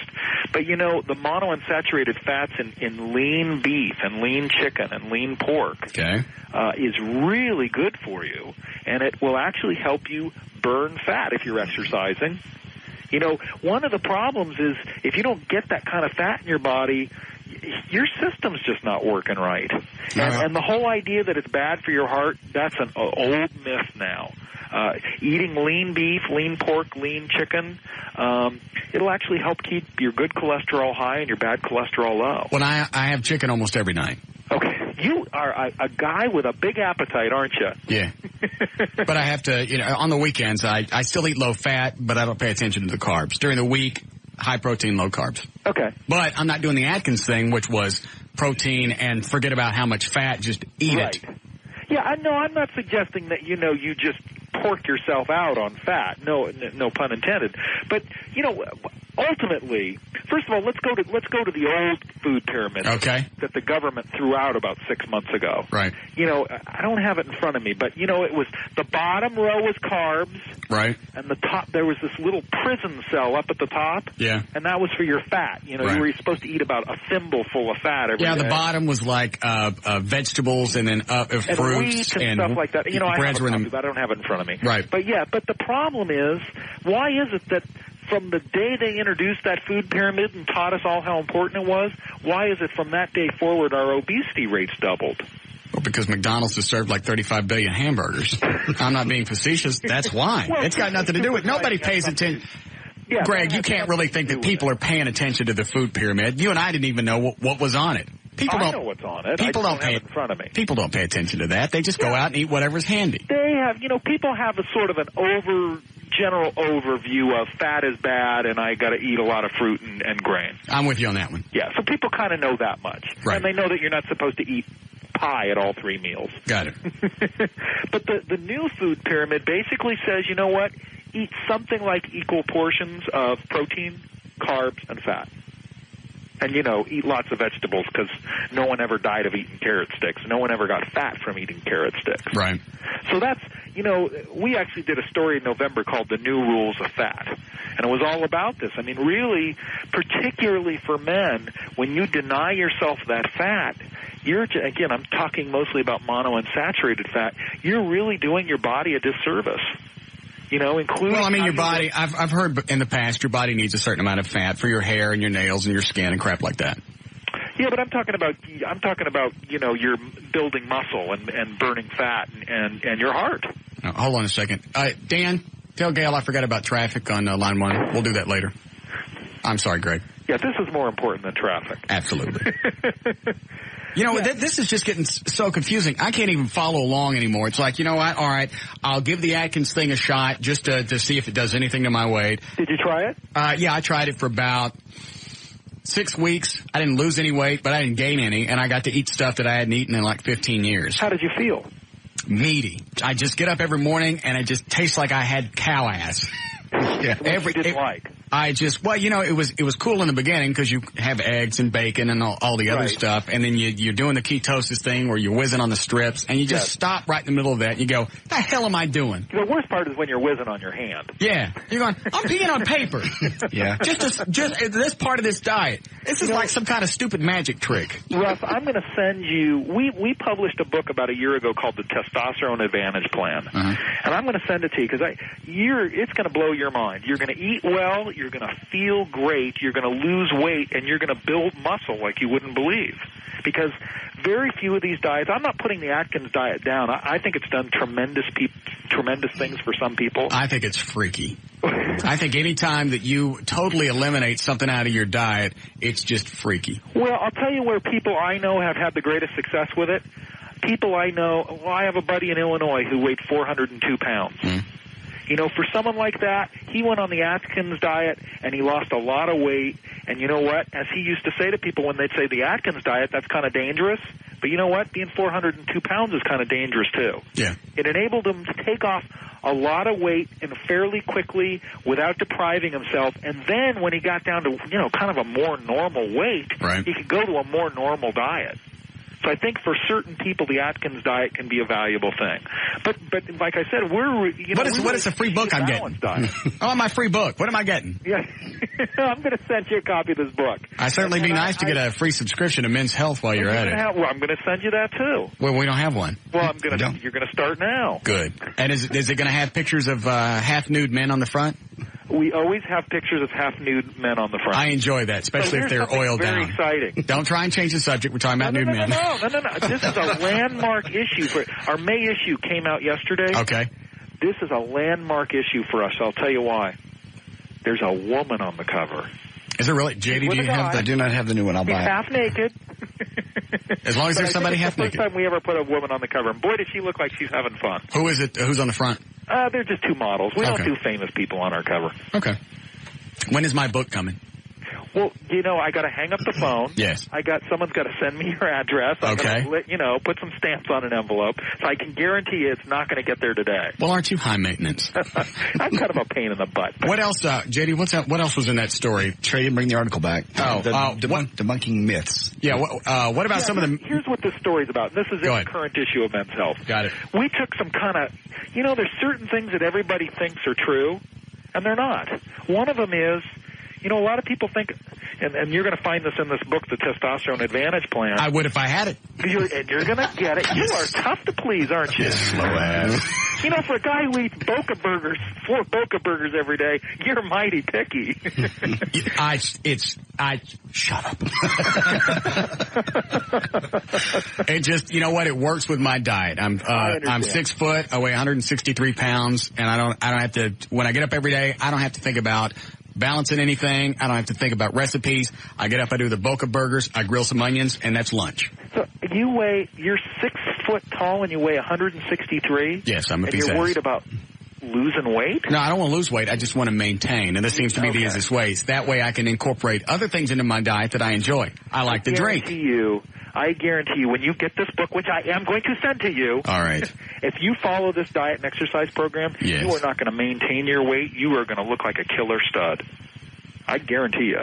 But anyway, you asked what else is in this story. Yeah, I have it now. What about the high fiber thing prevents colon cancer? Yeah, that's one of those things that everybody knows is true. You want to fight colon cancer, you eat a high fiber diet. A high fiber diet is great. It'll help you lower your bad cholesterol, and it'll help you prevent diabetes, but it won't help you fight colon cancer. So it won't even lower your risk. That's right. Here's what you got to do to fight colon cancer.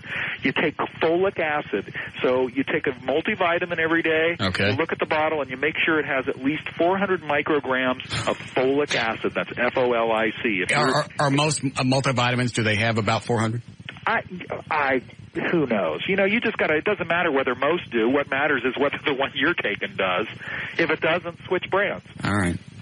And we actually, I think it's on our website, we did a story maybe 6 or 8 months ago about multivitamins, kind of comparing them. It's probably on the website. That would be a good place to go to figure out, well, which one of these products is good for me? Because when you go to the drugstore, there's probably 150 of them. I heard most of them were about the same.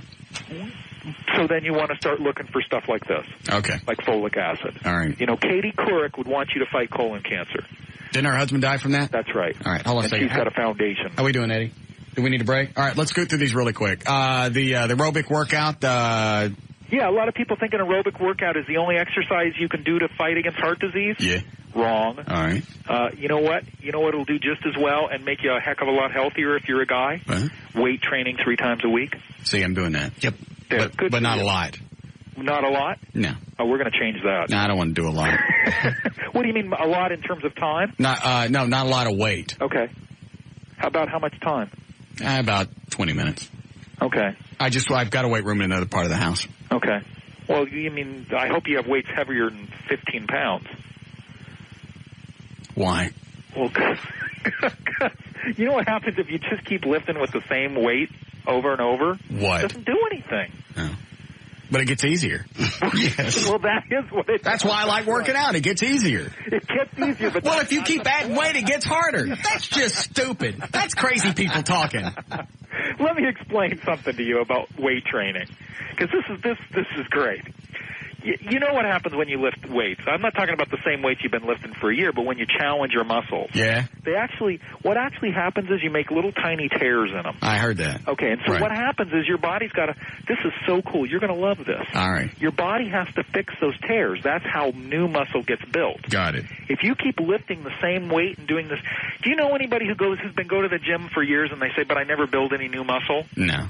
Well, people that say that, the reason they don't build any new muscle is they're not challenging their muscle. All right, then I'll add more weight. Are you happy? Let me finish here. Well, I got a break to get to, and I ain't got no book. You wouldn't be as crabby if you ate more hamburger, too. Let me tell you. You know what? I'll start trying it. But it's got to be lean, right? Yeah, you got to eat lean meat. That's right. All right, now can I do pork? Yep. All right. And listen, we're not talking extra lean. We're not talking that 10% stuff. Go for the whopping 15%.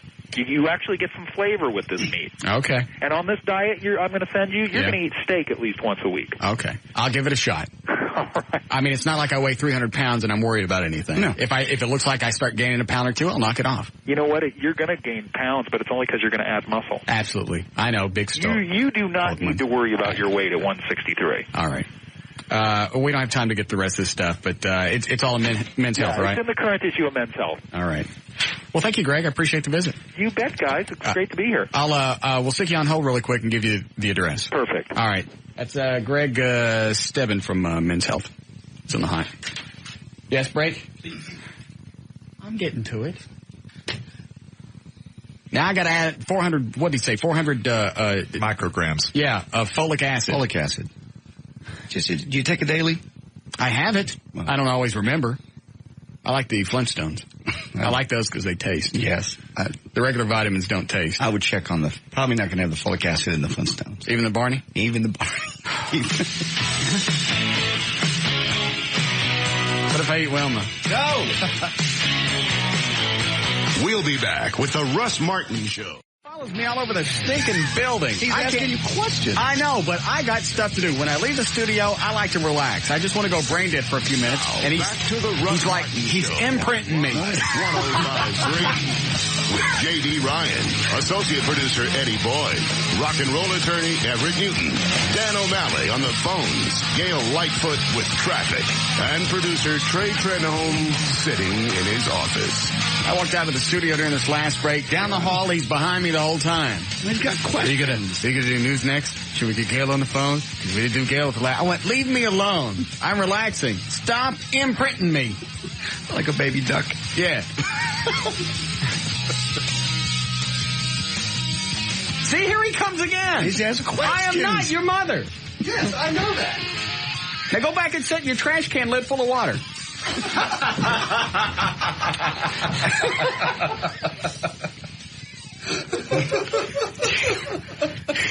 You are so mean. It's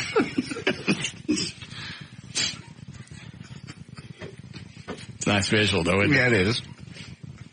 What do you want? If I don't follow you around and get questions answered, then something's not right. And whose ass are you going to chew? You don't get questions answered because I don't answer you. Sometimes you do. Sometimes I do, but most of the time I leave the studio so I can relax. That's my little respite. I got 4 or 5 minutes just to walk around the building and not think about anything, and you're right behind me. Stop imprinting me. You can call it whatever you want. That's what it is. I don't think fine. You've imprinted me. Unimprint. Go sit back in your trash can. Go sit back in your trash can lid full of water. Get out of here. You don't get out of here, you're going to get a real one.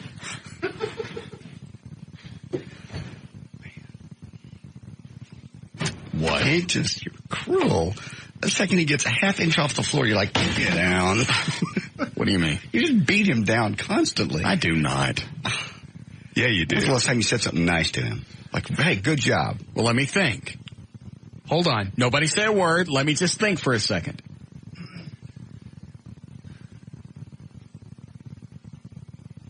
Oh, I know. Never. That's what I thought.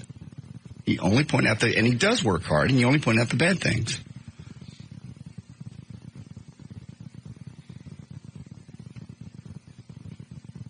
So? It's like the abusive father that never gives. I throw out compliments from time to time. Okay. I just never heard him.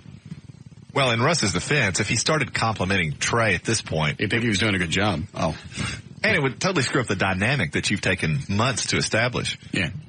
Okay. See, I couldn't do this with Dan. Well, I could, but...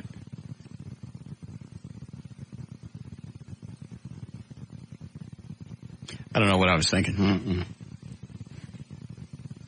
Oh, Dan wasn't that big of an F-up. I knew it was something. Yeah. Dan didn't get it that often because he didn't screw up that much. Trey just locks up. And that's frustrating to you because we're on a time crunch. Yeah, it's like when I walked in. Let me do traffic with Gail. She's been waiting. Sorry, Gail. God! Oh, shut up! What's wrong with you? It's 5:15. So? Do you know how long I've been waiting? Oh, and you didn't have anything else to do while you're waiting on us to do traffic? Yeah, I did. What else did you do? Traffic. I got an itch. Hold on. Traffic's brought to you by Expedia.com and Car Toys and Outback. Yes. And the 2003 Chevy Trailblazer. Looking to conquer almost any scenario? We'll get inside the powerful 275 horsepower Chevy Trailblazer and make it happen. See the 2003 Trailblazer at your local Chevy dealer today. On eastbound 635 LBJ before I-35 Stemmons, the freeway is pretty much blocked because of a 12-car accident. And traffic is backed up so do I. Traffic is backed up to 161. Now on southbound 45 at I-30, the right lane is blocked, and that's causing backup across the overhead. Southbound Stemmons before Motor, there's a stalled truck in the 2 left lanes, causing a backup to Mockingbird, and in that backup, there is an accident in the left lane, so it's backed up all the way to Harry Hines Raceway. And in Fort Worth on southbound 820 at I-20, there's a crash. You've got one in Plano on northbound Central at Park Boulevard in the right center lane, and westbound 190 before Custer as well. And this is also brought to you by the Dallas Morning News. From toy poodles to wild game, animals sell faster in the Dallas Morning News classifieds. Over 1 million readers daily. If you've got a pet project, just call 214-745-8123 and place an ad. I'm Gail Lightfoot, and that's traffic on 105.3, the Talk That Rocks, Texas. Thank you, Gail. All right, going to be 54 for the low tonight, sunny, and 77 tomorrow. That's in clouds and showers moving in Thursday night, and should be stormy on Friday. We have 83 degrees now at Live 105.3, the Talk That Rocks, Texas. It's dark in there, Dan. I can't see how many fingers you're holding up. Just tell me. Line 7. What's he want? Tracy thinks you should switch places with Trey for a day because you're always riding his ass. I've produced before. I've produced my own show. I know what it's like. I don't need to flip-flop. I'll tell her that myself. I don't want to. Now what? Hello? Hello? What do you want? Don't cop an attitude with me. Oh, it's too late. You know, just because you make all this money and you think you're God. Mm-hmm. When was the last time that you thanked him for anything? I don't know. I'm sure I have. I got him a nice Christmas present. Do we have a hair up our butt or what? I don't know. I mean, the vet wouldn't look at it today. Nicely. I don't need you hollering at me. I mean, there's plenty of... Well, you know what? You knew you were going to get hollered at. You call up and you asked for it. You invited it. It would be rude for me not to accept it. Well, you're probably right. Thank you. You're welcome. Bye. Next. Yeah. Some days it's just like playing T-ball. Thank you. I got him a nice Christmas present. What'd you get him? I don't know. Oh, no, I didn't. Well, you provide for his livelihood. Yes. I got him a nice birthday present. I didn't give him nothing for Christmas. What'd you get him for his birthday? Something nice. Okay. It's a tackleberry. Dingleberry. I got him something nice. It's like a handheld PDA thing. Huh? He doesn't even use it. Thankless bastard. It was like $300-400. I went halvesies with Rob. I remember that. I forget what it's called. Palm Pilot or one of those kind of deals. BlackBerry. Yeah, it's a BlackBerry. How come you don't use it? I'm waiting to get it hooked up. Well, you've had it for 6 months. Extenuating circumstances that I haven't been able to do that. Good. What the hell does that mean? There's a monthly service to hook it up. Oh. And he probably doesn't have the money for it. And I ain't paying for it. It'll be fine. Let's see here. Line what? 6? Okay. When was the last time we did news? 3:30? No, we did it about 45 minutes ago. So it was after 4 o'clock. Did we? I don't remember doing it. There is some breaking news. By the way, Green Hill School, there's some police activity going on currently, and that's all they'll tell anybody. Okay. Hi, Tracy. Do you think you were to give up that easy? Oh, did you call back? No, I didn't. This is just my third time. Okay. You need a class in self-control or self-esteem or something. Are you always this hostile or? No. Sometimes I'm very pleasant to get along with. Oh, okay. Well, see, now I like this conversation we're having because you're very pleasant. Mm-hmm. Well, it's not always going to go like this. Well, I know that's life is full of hills and valleys. That's good, though. Maybe ebbs and tides. Maybe that's what makes you Russ skanks Martin. and whores. This is my first time to listen to you, and Thank you.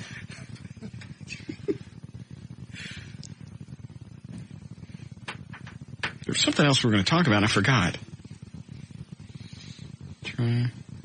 Somebody threw me off. Trey followed me around the hall. I had in my mind what I was going to move on to, and Dingleberry followed me all through the hall, threw me off. Okay. But he's right. As a producer, there are certain things he needs a answer to. I got to have that downtime. I have to relax. So how can he ask you and have you downtime? You talk to him. Okay. Good. But then I've just got to come and ask you the same question. I'd rather talk to you. It takes him too long to ask me a question. Well, what did Dan do instead? Got fat. I mean, with regard to asking you the relevant Dan questions. made his own decisions. Dan knew what to do. Dan could read me. Dan has known me long enough to where he could just look at me and know what I wanted to do next. I see. Dan was very insightful. Yes. Well, perhaps that will come in time as Trey gets to know you better. I doubt it. You're probably right. Stupidity and insightfulness normally don't meet. Oil and water. Yes. He's not stupid. Somebody in his clothes is. He's not. He's very well educated. Okay. He just has a hard time communicating. Okay. That means you're stupid. No, it just means he locks up. Maybe he has a learning disability. That's why he's stupid. It's not stupidity. Well, yeah, maybe it's something aside from not being particularly bright. And you know what he's doing right now? He's in the office, kicking at the desk, screaming, "I'm not stupid." I know. Just like Dr. Natasha. Mm-hmm. Normally, the more you protest, the stupider you really look. Did you see that look he shot when he could walk by just then? No, what'd he do? Oh, man. Mm-hmm. Oh, there he is. I think he goes out of his way to look goofy. Pasty skin, really short haircut, Jethro shirts. I don't think so. It's like he's using Uncle Jesse as a fashion designer. No.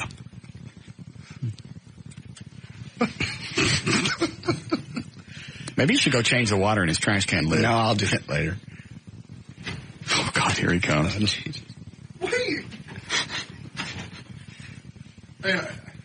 What? I heard the Jethro shirt comment. Yes, every day it's a Jethro shirt. Could you wear it? I really don't want to give fashion advice. I'm a lot closer than you are. I don't think so. Okay, fine. What are you wearing today? It's a brown, small plaid shirt. Yes.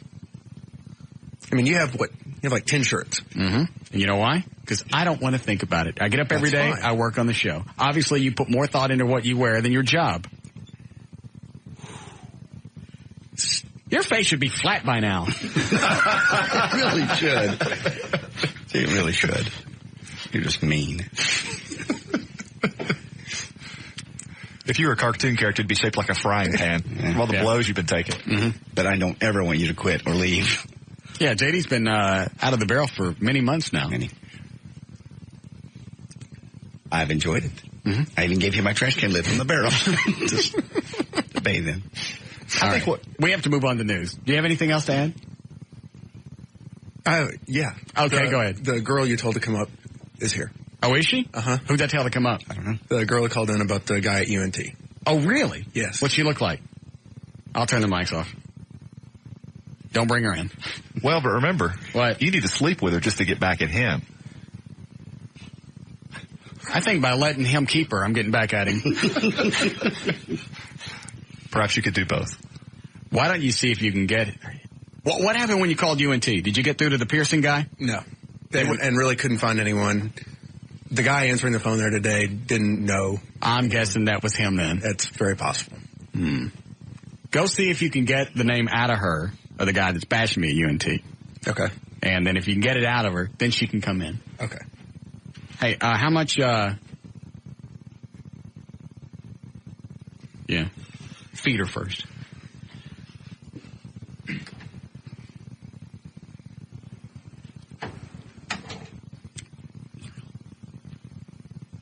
I don't know that I want the guy's name that bad. Wow. Listening to this show, why would you do that to yourself? Yeah. If she's a tad heavy. I wouldn't call her fat. She's a listener and she's on your side. Yes. And you can get to this guy through her. Right. To find out his name. So I can find out why he's working at North Texas in the broadcast department bagging on me. Mm-hmm. I think I'll just drive up there. Okay. Eddie, close the blinds, would you? I don't know. With her running around out there, I feel like a lobster in a tank. Quit. What do you have? Hurry up. We got to move the news. She wants you to sign this for her. Okay. Is that her? Is that her kid? I guess. Oh. Or her snack. Where does she want me to? She want me to sign it actually on the picture? No, just sign it over the case. Okay. Is she going to get me the guy's name? She said she won't divulge his name. I'm not signing Dick. Okay. Wanted to come up and sit in my lap like I'm done with it.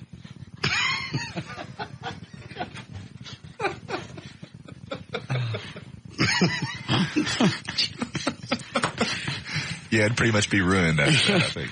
Yeah. All right. Panhandle law in effect. Everett, XM. All right, we'll take these and we'll do news. Let's see which one I want. Yes, Alan? Hey, I thought panhandling was illegal now, right? It is. They won't start enforcing it until 1st of May. Okay, damn it. I know it. I saw a black chick, old lady that stands out on the corner every day. She was out there again today.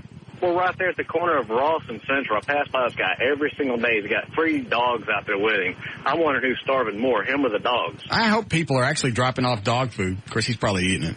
I've seen that done. And you know what? I don't even know what was the purpose of the banning. Here's the problem. If people wouldn't give these people money, they wouldn't be hanging around. So it's our own fault that we have panhandlers. Hey, I got one for you. Have you seen the chick up there off Central and Lemon? Hold on. Central. No. It's like a bad case right there. Does she have black hair or maybe even a wig? And she's really, really thin? No, it kind of looks like kind of an AIDS victim, if you ask me. AIDS victim. That's what Everett's talking about. Yeah, really, really thin with a wig. Yeah.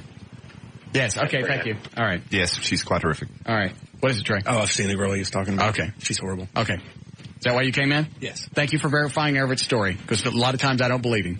You did a fine job. Go on. That was very nice. What? You just complimented him, sort of. He's an idiot. That wasn't a compliment. He was being sarcastic. I know.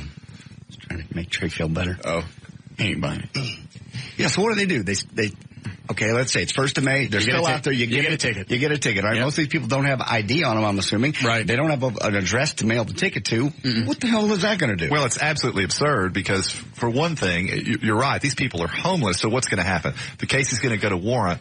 At some point, you got to go find them. Well, they're going to get arrested. They're not going to be able to pay their way out of jail. But you got to go find them. And if you got no ID, you give them a different name every time. So you could have a warrant out. That ain't me. Right. Well, let's presume that they are IDing these people because there are ways to verify. How? Well, you arrest someone, you fingerprint them, and you compare them with fingerprints that are already on file. But they don't get arrested for the first offense. They can. For panhandling? You can get arrested for anything. You know a Dallas cop is not going to sit there and haul somebody in for first-time offense for panhandling. Probably not. Okay. But we digress from my original point. Well, no, that flows along with what we're talking about. If you don't get arrested, then there's no way to ID them other than the name that they give you. Well, that is certainly one potential problem. Thank you. Another potential problem is that assuming that they are ID'd, what happens? How are they ID'd? Well, let's assume that they are. You can't skate around that one because that's an important part of this conversation. A lot of them have ID. Well, you don't have to tell a cop you got ID. Well, no, but if you're homeless, what do you need ID for anyway? Well, when you write a check? If you fail to ID yourself to a police officer, that can cause you to get arrested. But which is not even the point I'm trying to make. Yes, it is. This is very important. Well, because if you can't verify, you can't obviously tag them. That would be funny, but you can't stick tags in their ears. All right, unless you can positively identify them every time. This law is ridiculous. We're agreeing on that point. Okay, I'm not disagreeing with anything you said. But you can stop that. That is one potential problem. That's the biggest one. Well, there is another potential problem. Okay, I can't wait to hear. Okay, well, will you at least agree that one of two scenarios will unfold if you approach a panhandler? Either you will be able to ID him or you won't be able to ID him.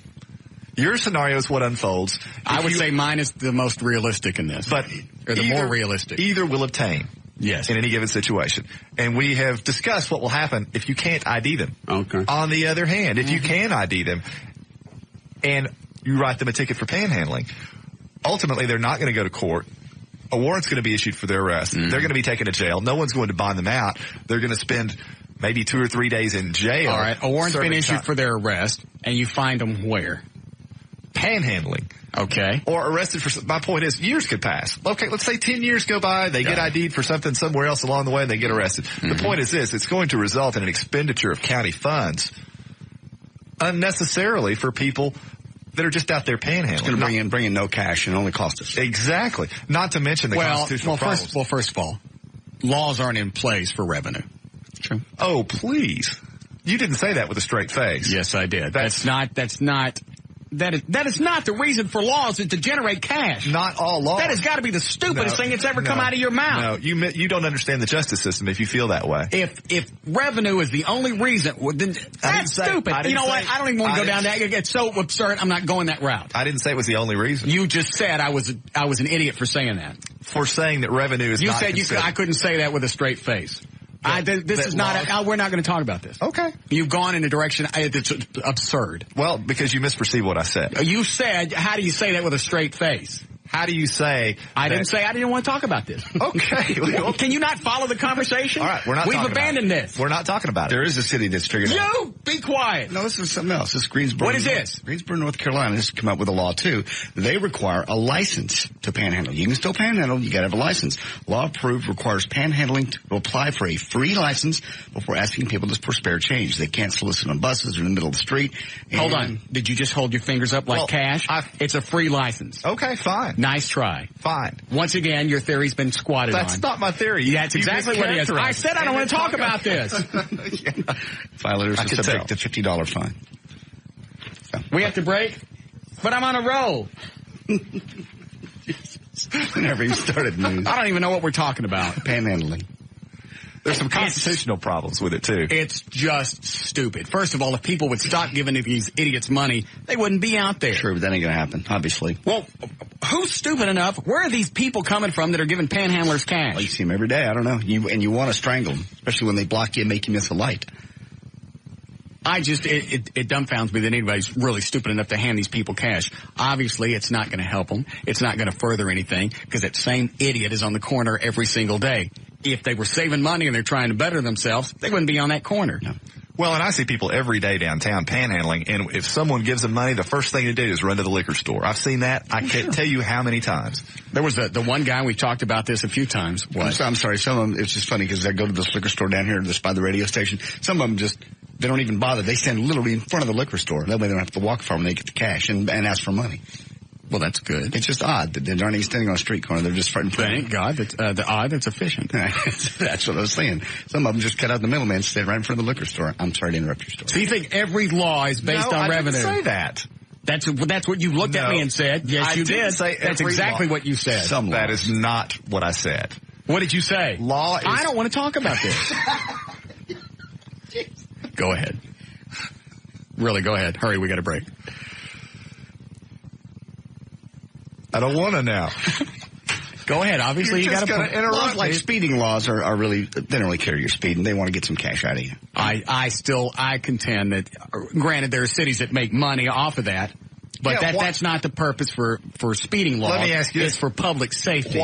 Revenue is a benefit to that. Then why has the Texas legislature passed a law that prohibits municipalities from deriving more than a certain percentage of their income from traffic ticket revenues, or they risk losing their federal funding? I don't know what you just said. Dumb it down. Okay. If a given municipality in Texas... Dumber. If a city... Okay. You okay with Texas? Go. If a city in Texas gets a certain amount of money per year from traffic tickets, they lose their federal revenue. If they get too much money? If they get too much money, which... Okay. The reason that law exists. So they're throwing that in place. The reason that law exists is because it became such a problem with certain cities in Texas. It was so apparent that they were abusing their ability to write tickets. What I just said. Clearly for revenue. So they were abusing the Constitution. They were abusing I didn't say they were abusing the Constitution. Well, not the Constitution. They were abusing the laws. That's why I said the laws were in place. They weren't there for revenue. You said, I can't believe you said that with a straight face. You just verified what I was saying. No, what I said was that there is another law in place. You said they were abusing the law. They are writing too many tickets. They're abusing the law. The law isn't in place to make revenue. No, that's not I don't want to talk about this.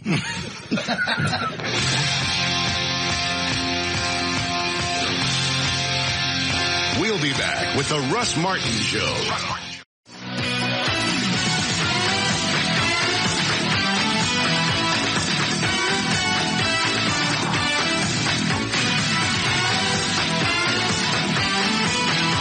All right, let's try news again.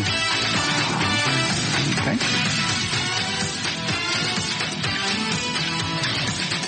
I'll do this first. Hello, Paul. Hey. Yes, sir. You already got, do I need to go buy, did you get your check, or do I need to go buy an XM radio? Why would you ask about XM? That just seems to be, our alternative, isn't it? I have nothing to say. But no, I didn't get my check. Did you check your box? No check? I did check my box. There's no check in it. So now this is day number 2. Correct. All right. You may want to price them, Paul. Okay. Don't buy anything. Okay. Just price them. How long do we give them? It's up to you. Seriously? Yeah. I suggested 3 hours ago we go to the park. JD won't go to the park with me. Why not? He wants to go to the gay park. Yeah. In Fort Worth. You been kicked out of there? No. I've never been there. The subject of Ty Herndon came up again. Oh, that's right. Bring it up. I didn't bring it up. You brought it up yesterday. You just now brought it up. Yeah. What's up with Ty Herndon? I was just catching up Everett because he wasn't here yesterday. How did that come back up? I forget.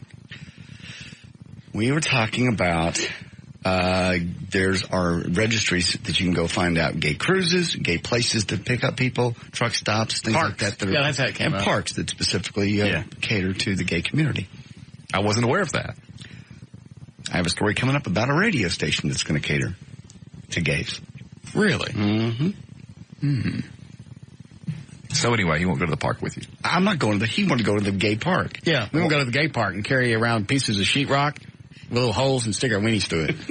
It's like portable glory holes. We don't want to do that. Why not? I don't want to because it's illegal. It is not. You just run around with your bait hanging out. No, that's illegal. Yes. Why? How do you know it's illegal? I've heard of people getting arrested for it. Friends of yours? Nope. Nope. Just news stories. You hear it all the time. They take away your sheetrock? No. Put you in jail. Really? For having your thing out. Yes. Okay. It'd be interesting to see what happened. No, it wouldn't. Why not? You go to jail. Nah, you don't really put your ding-a-dong in. Oh, okay. You just want to go to the gay party. See what happens. See if anybody hits on us. Okay. Why don't you go and tell me? I don't want to. Okay. I don't either. All right. We can go to down to the one on the river, Sean. I don't even know if it's still gay or not. I don't know if they changed locations. I know it was for a while. You think it's under new management? I think sometimes I don't know, but I think sometimes the cops crack down and people move away. They move to other places. That's why they have the internet little gay chat rooms where you can find out what the new hotspot is, which truck stop to stop in, which roadside park to stop in. Aren't you well versed in that area? It's common knowledge. I didn't know it. I didn't either. Eddie, did you know? Not at all. That's 3 out of 4 people who didn't know. I did a story. That's not common knowledge. I did a story about it. 75% of the people in this room didn't know. I did a story about it. 25% is minority. That's not common knowledge. It is common knowledge. Did you know, Dan? So Dan didn't know either. Jesus. Now you're down to 20%. Okay. Is that right? Yeah. Good. Or one. Yeah. Of all people surveyed. There 1 you out of go. 5 people. Okay, well, it's my job to inform the public, so that's out there.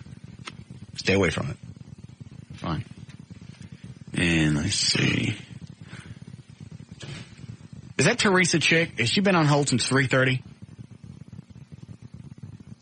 Jesus. She wants to ask about, here, I'll let her do it, then we'll do news. Yes, Teresa? Yes. Hello? Yes. I'm Lee. Yes, I've been on hold since 3:30, but y'all are worth it. All right. Who am I speaking to? You want to talk to Everett? Well, wait a minute. Is this Russ? Yes. Russ? Yes. Pierce dude? He needs to get his taste buds checked because he's got bad taste. He don't like you. Oh, all right. Thank you. You can talk to Everett now. I got two more little things. No, to just say. because you've been on hold for 2 hours doesn't mean you get to throw all of this out. I've been sitting here listening to all this. I tried. 548, J.D. Ryan's on KLLI, Dallas, Fort Worth, Texas, live from Hey, Russ. News is brought to us by Service King and by, let's see here, Lone Star Parking, Grand Prairie, Buds and Suds going on this weekend. Eddie will be there Saturday from 1 until 3. General admission only $3. The horses are ready. Are you? You may have heard about the Iraq's Most Wanted playing cards issued by the Pentagon. It's a deck of cards with pictures of Saddam Hussein and his 51 little cronies. The Pentagon is letting you download your own set of cards off the internet now for free, but some gullible shoppers on eBay have bid up to $730 for a deck of these cards. According to the Pentagon spokeswoman, any of the Iraqis' Most Wanted playing cards you see for sale online are no more authentic than the ones you can print out for yourself. In fact, the Pentagon says it printed up fewer than 100 decks themselves, and they are all still in the desert being used to identify Saddam. A win counts the same, whether it's by 5 goals or just by 1 or 2. The Stars discovered last night. For the first time in this year's playoffs, the Stars proved that they can grind out the close ones as well as dominate the blowouts. In the process, they turned a tight game into a key victory.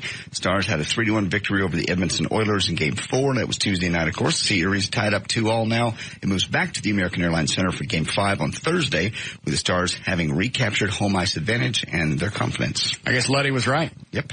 So they wouldn't go 3 games. They wouldn't lose 3 games in a row. Right. And believe Hatcher was back with them. I'm going to look that up. Go ahead. Okay. Montel Howard, a 21-year-old Wisconsin man, was just busted for assaulting the Easter Bunny. According to cops, Howard roughed up a man dressed as the friendly little rabbit during a visit to the Wausau Mall in Wisconsin. The bunny, 29-year-old Travis Peterson, was greeting children when Howard allegedly jumped onto his lap and started smashing him in the head. You want to see a picture of the assailant? Yeah. There's our assailant. That's the guy that started hitting the Easter Bunny? Popped the Easter Bunny in the head 3 times, to be exact. Howard, who did not know Peterson, was apprehended Monday when he returned to the same mall where security guards recognized him as the bunny batterer. Why is a 6-foot-tall black guy beating on an Easter Bunny? I don't know. They say he was drunk, and he's showing off for his friends. He jumped on the rabbit and put him in a headlock and then smacked him in the head 3 times. So that guy was beating up the bunny. This bunny right here. All right. Well, that's ironic.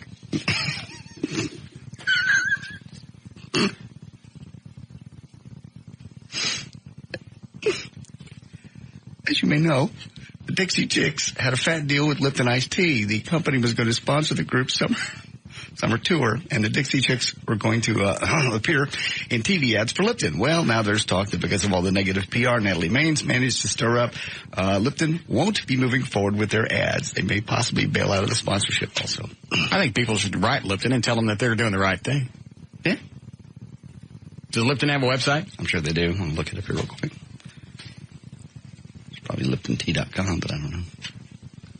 Let's see. We'll look it up. LiptonTea.com. Or is it Lipton Iced Tea? I don't know. Oh, I got it. It came up. Feel good, Lipton. Skip intro. That have a contact. Explore our site. Drink well. Yep, right at the bottom of the page. As soon as you go in, click on Drink Well. It says Contact Us. Then email will take you to an email page. I think people should write them and go, yeah, you don't support a bunch of loudmouth broads. They don't deserve to have a sponsor. Mm-hmm. It was a big deal for them, too. A lot of cash and supporting the entire U.S. tour. Good.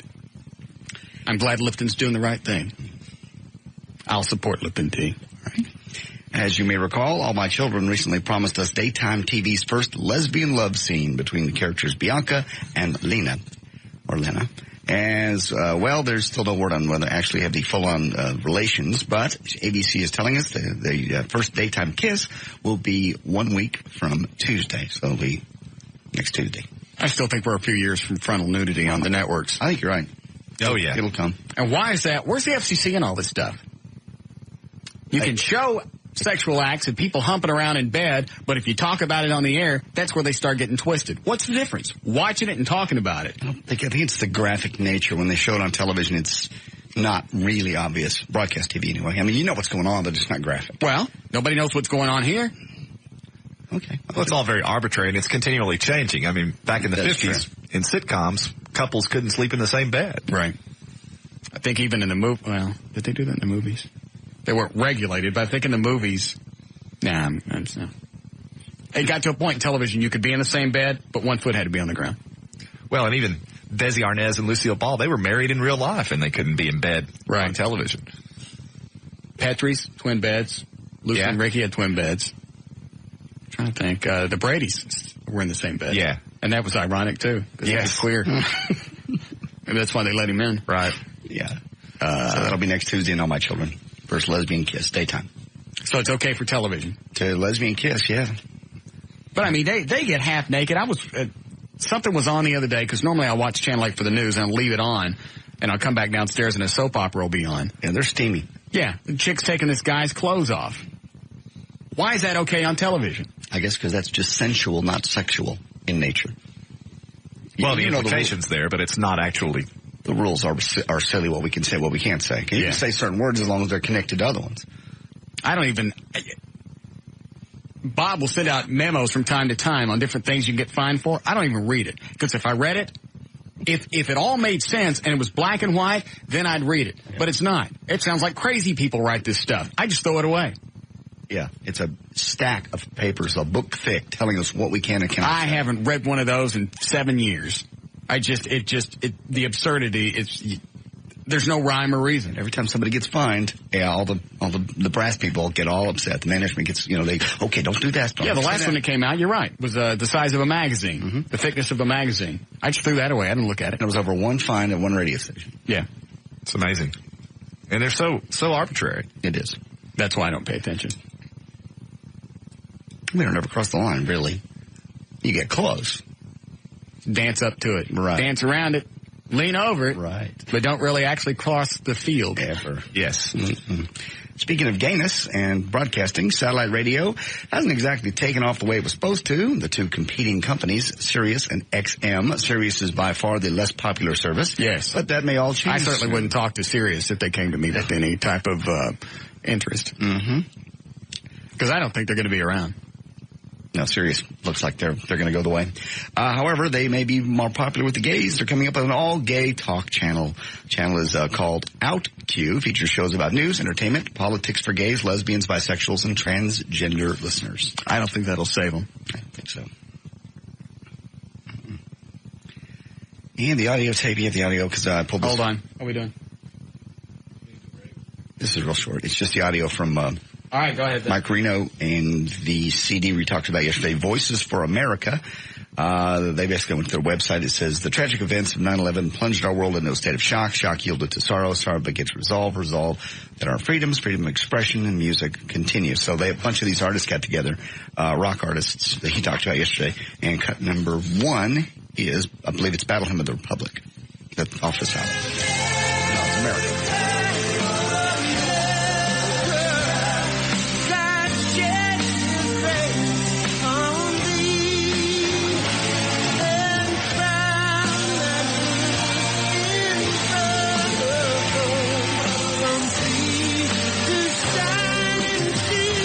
Is that actually Reno? I can't tell. Sounds hard to tell. When they played for us last year, you would think, 15, 18 years would take its toll on his voice. Mm-hmm. Sounded great. Yeah. Holds it out. Second one is the Battle Hymn of the Republic. That's obviously America the Beautiful. All right, we'll listen to that track too.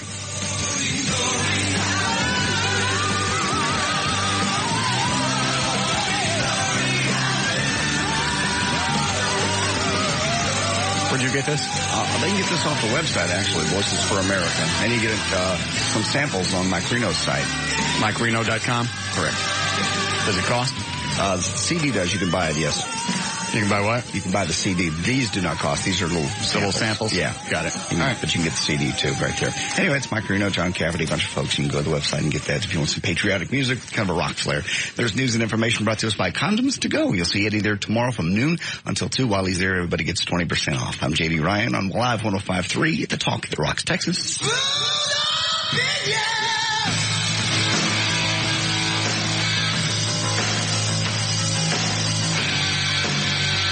We'll be back with the Russ Martin Show. Tell her to shake it, shake that healthy ball. Baby got back. I'm surprised that Mix hadn't heard that before when we had him on. So, that was quite humorous. Yeah. We have a little bit of breaking news for everybody that works for American Airlines. The only reason I'm bringing it up is that a lot of folks were worried about this today. Uh-huh. The flight attendants approved a $340 million in labor concession today. Pulling the world's largest airline back from the brink of bankruptcy. Well, what was funny is the pilots all voted yesterday, and the mechanics, the people that, Why they even ask the flight attendants? Because they have a union. So? What about the ticket agents? They don't have a union. If they had a union, could they vote? They would have to vote. It seems like it would be all the employees, not just a couple of them. So the pilots overwhelmingly, like 70% said yes. I mean, as opposed to losing our jobs and not working at all, we'll take it. Why did they have a second vote for the... They just gave them an extension. They said... For the flight attendants? All the flight attendants apparently had not voted.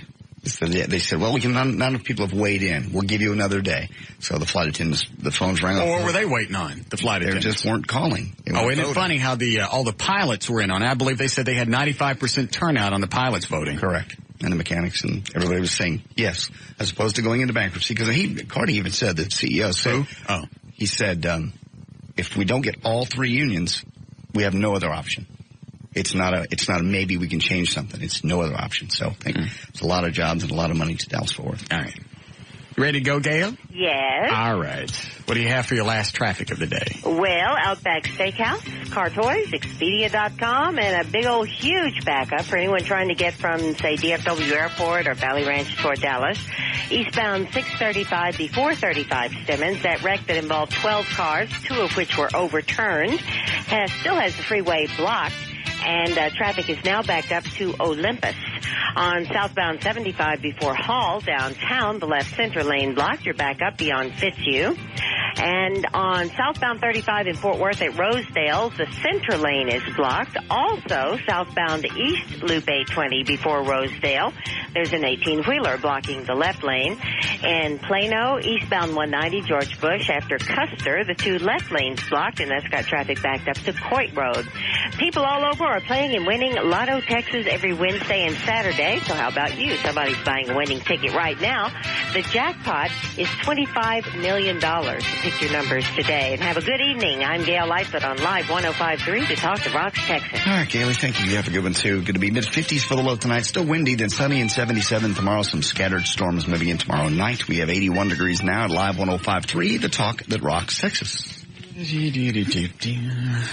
see here. I don't understand this. Hi, Melanie. Hi, how are you? Good. Just thought I would tell you that I bought my first porno the other day, and lo and behold, you're at the very end of it. What was I doing? You're tweaking some fun bags. What was the video? It was called, you want the name of it? Yeah. It was called Perfect Pink. Was this a Jill Kelly one? Yeah. I forgot about that. Yeah. We talk about this before, Everett? I don't know. She came into the studio, this was like 4 or 5 years ago, brought a camcorder in, shot her being in the studio, and stuck it at the end of a video. Really? Yeah. Commercially available? Yeah. You bought this thing, right, Melanie? Yeah, I did. Yeah. Without your consent? Absolutely. And you received no money? No, not a dime. One could readily argue that might besmirch the good name of Martin. Well, just the fact that I was in a video and they're making money off of it, and I didn't get squat. Well, right. Not to mention that it's a porno. Yeah. It is a good one, though. Well, I'm glad. Yeah. Well, thank you, sweetie. You're welcome. All right. Bye. All right. I never follow through on anything else. We should follow through on this because there's got to be some money at the end of it. There may be, but I should caution you about one thing and perhaps not on the air. All right. All right. Here's some hold music.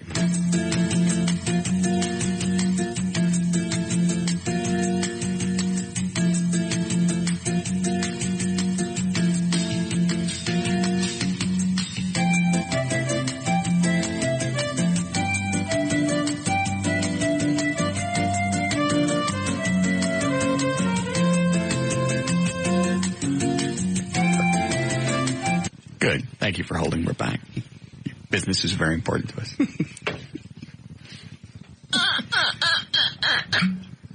Well, good. I know just the guy to talk to. That's beyond the purview of my expertise, but I do know people. Yeah, you can't just stick somebody in a porno and expect to get away with it. No, clearly.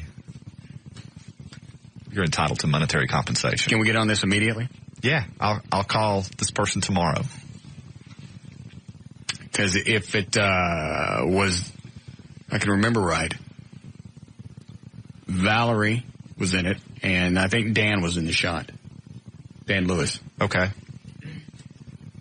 So there's 2 or 3 of us in there. Right. That haven't been compensated. That's no good. Thank you.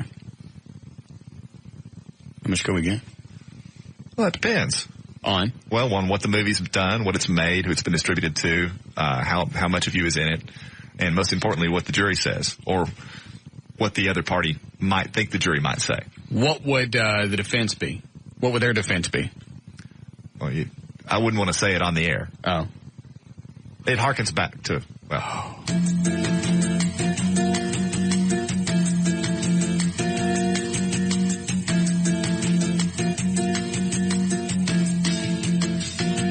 I didn't know what they were going to do with a videotape. Just because you walk in with a camcorder doesn't mean it's you automatically consent to be in a production. I agree. I think you have a cause of action. Good. You won't do it. Yes, I will. I'll call him tomorrow. Yes. Right after we go by and look at the bar. Thank you. We'll take the money from this because obviously my cause of action is substantial. Yes. This is dookied up my image. Oh, yes. This has tarnished my stainless steel. I'm locking up. Hold on. Yes, what is it, Mr. Trenholm? Oh, on the Perfect Pink? Yes. Yeah, I think I pulled up a review of it, and it mentions that it follows her on a morning show. Oh, it does? Show. Yes. Let me see. Wow, so you're seminal to the plot. Did he just call me sperm? No. No, he didn't. Did he? No. Did you call me sperm? No. What I mean by that is that your participation in the movie is critical to the plot line, which I think raises the value of your claim. In other words, if you were simply an ancillary character or just something added on at the end, that might not be as compelling, but the fact that you are critical to the plot makes you an inherent part of the movie and hence more compensable. Oh, I like the way this reads, too. Where did you find this review? Excaliburfilms.com. All right. Here's the way it reads. We follow Jill on a radio appearance where her personality comes through loud and clear. I don't know who these dorks are. Really? Yes. But Jill is clearly too much for them. You know, for her first time out, more of this natural gonzo stuff might have been helpful. I have to give Jill... What are you typing?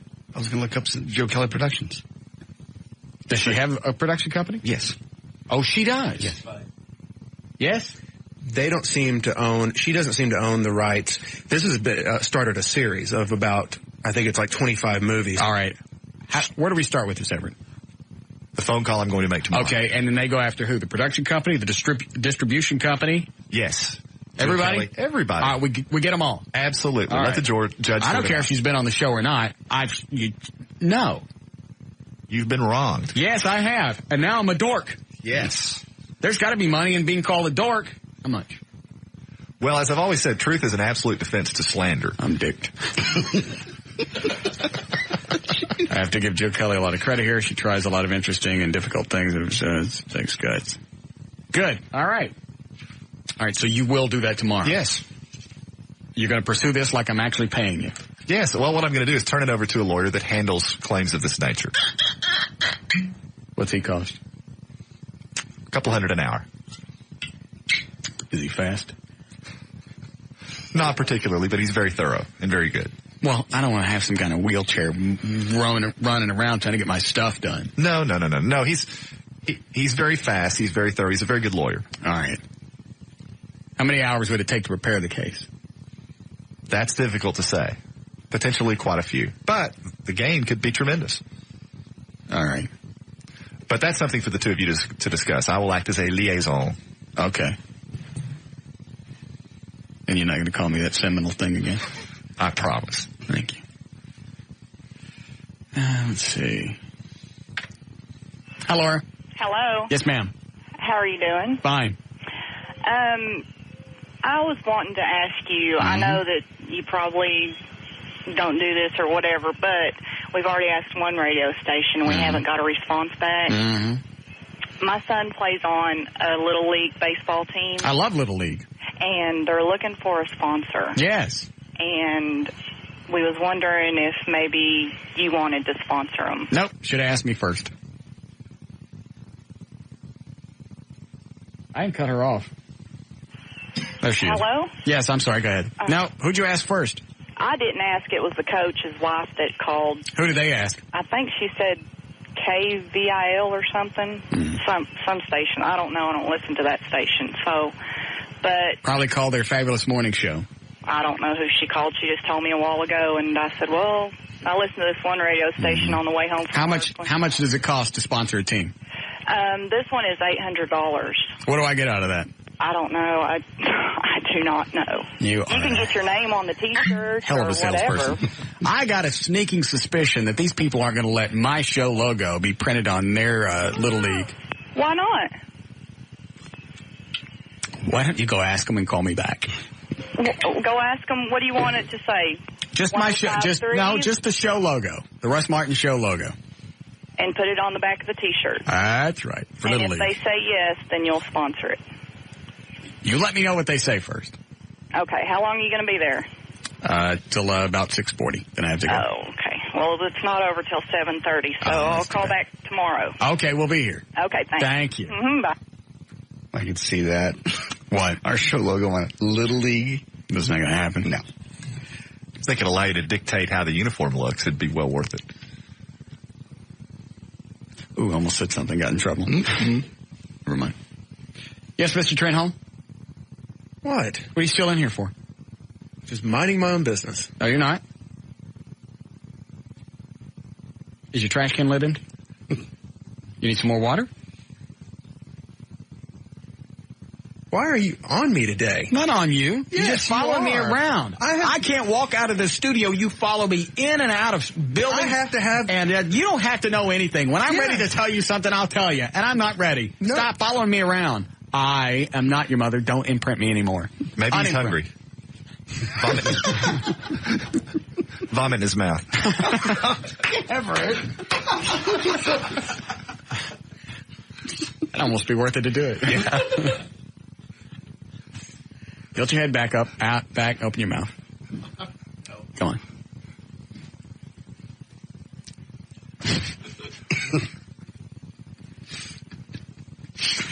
All right. Let's see. Is that the same chick called back? A different little league? Here we go. Why is it everybody thinks that I have all this money to throw out? Because you do. I do not. Well, they see your lifestyle with cars and such, and that would make them assume that you have money to spend. I have money to spend. I know. And I spend it. Correct. I don't have it anymore. In fact, I didn't even get my raise I was supposed to get April 1st. I realize. Now, I got to have a garage sale this weekend to make ends meet. No, you don't. Yes, I do. I've already started labeling stuff in the house. You don't. Batmobile ready to move. We don't. You don't. I'll even carry the loan. No. I wrote it on the bubbles. We coat the note. I'm sure you're fine. I'm not fine. Yes. You're offering to write me a $6,000 check for my taxes. That was to help you. No, thank you. That's when I thought my raise was coming. My raise didn't come through. And obviously nobody seems concerned about it because nobody's drafted a check. I agree. And you were told by management that we'd have a check. Absolutely. If it's not in my box when I show up tomorrow at 3:07, I ain't coming on the air. Okay. And I'm not kidding this time. If it was anybody else's check, they'd be all over them to have that done. I was going to give all of it to charity if it came in on the 15th. Oh. Now I'm not. So now the station is cheated Operation Kindness. Wow.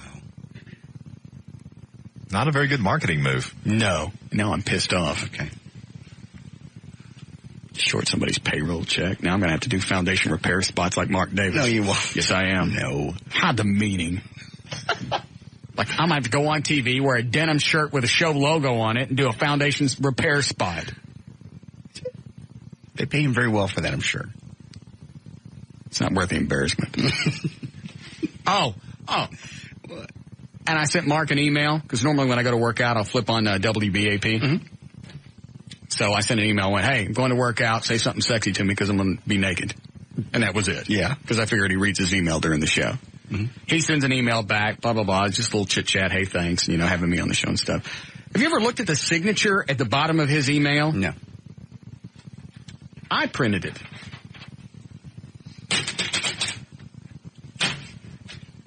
Everybody know what a signature is, right? Sure. All right. So when you send out an email, it's got a pre-prepared thing that always shows up at the bottom, like Trey's. He sends an email, it says Trey Trenholm, producer, Russ Martin Show, KLLI, Dallas, Fort Worth, Texas. Mm-hmm. Okay? Gotcha. A lot of companies do that. Read that verbatim, the signature at the bottom of Mark Davis's email. Mark Davis Show, WBAP 820 AM and 9 AM to noon Central Time. Top-rated talk show in Dallas-Fort Worth since March 1994. Nationally syndicated on ABC Radio Sunday, noon to 3 p.m. Central Time. Columnist Fort Worth Star-Telegram Sunday and Wednesday. Three-time AP Award winner for talk show excellence. A native Texan, enjoys travel, computer, and sports, plus is constantly on the road for speaking engagement, charity work, school appearances, and a variety of community involvement. Every email that goes out has that at the tag end of it. Damn. His likes include humility? Long walks on the beach. Dang. Three-time AP Award winner for talk show excellence. Texas native, enjoys travel, computers, and sports, constantly on the road. What is that? It's a resume. On every email that goes out. Yeah. Why are you still in here? I'm not doing anything. I'm just standing. You're not supposed to be in here. You're supposed to be out of the studio producing, making the show better, bigger, faster, stronger. Go do it. Go. Run from the studio.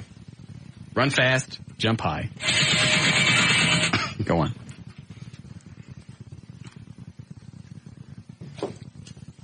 Run from the studio. run in slow motion, like Lee Majors.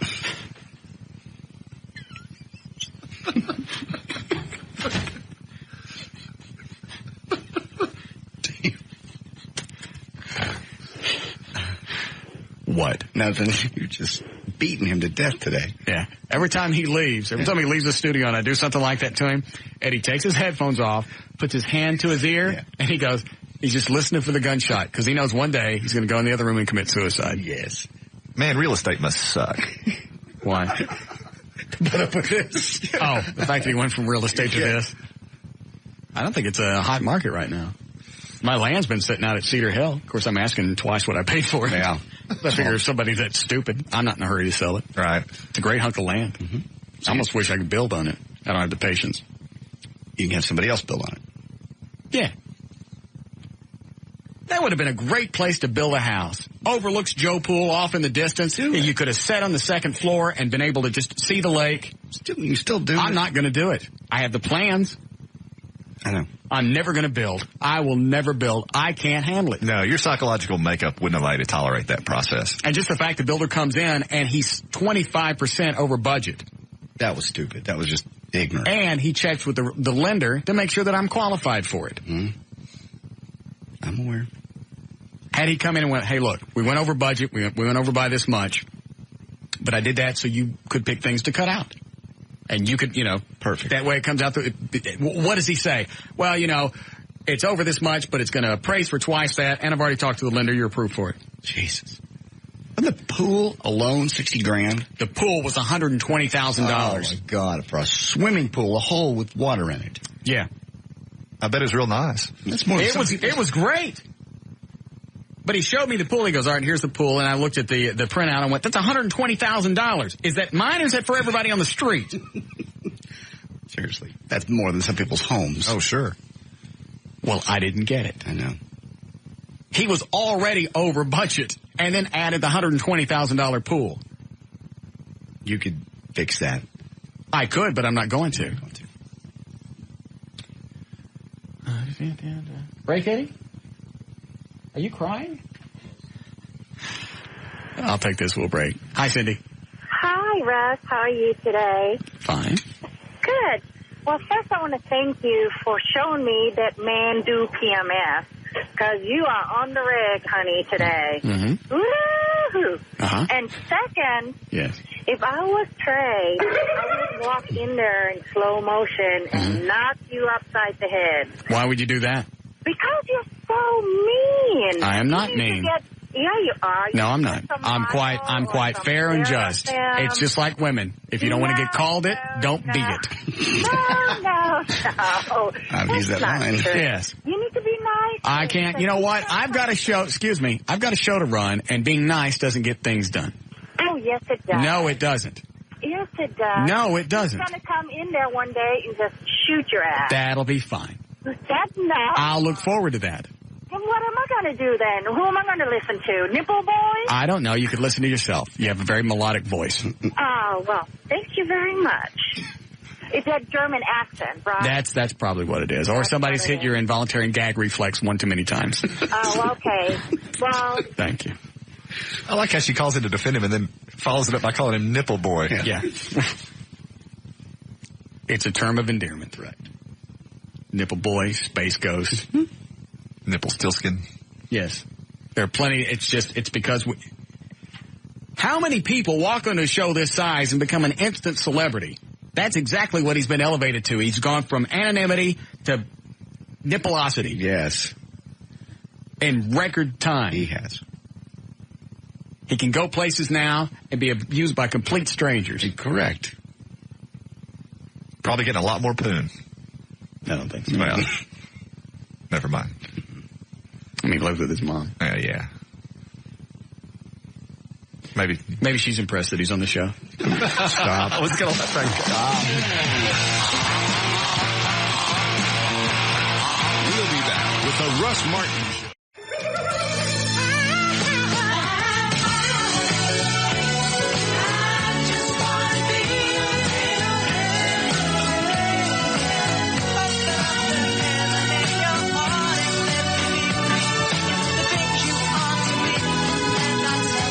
On the string.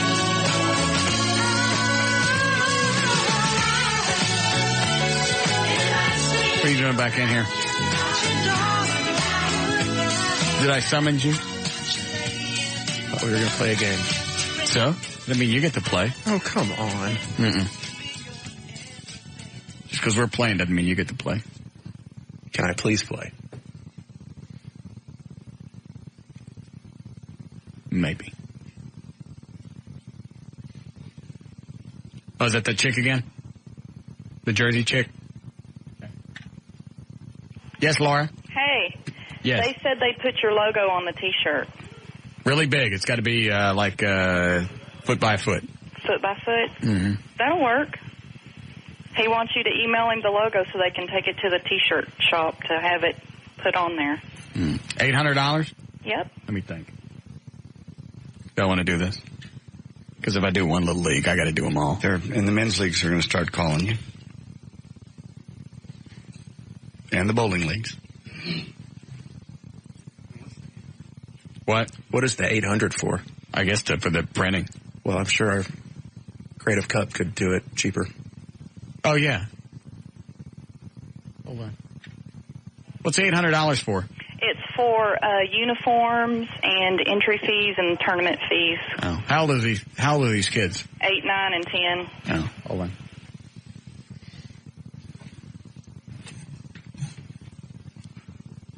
Didn't we just give a bunch of money to the troops? Yes, we did.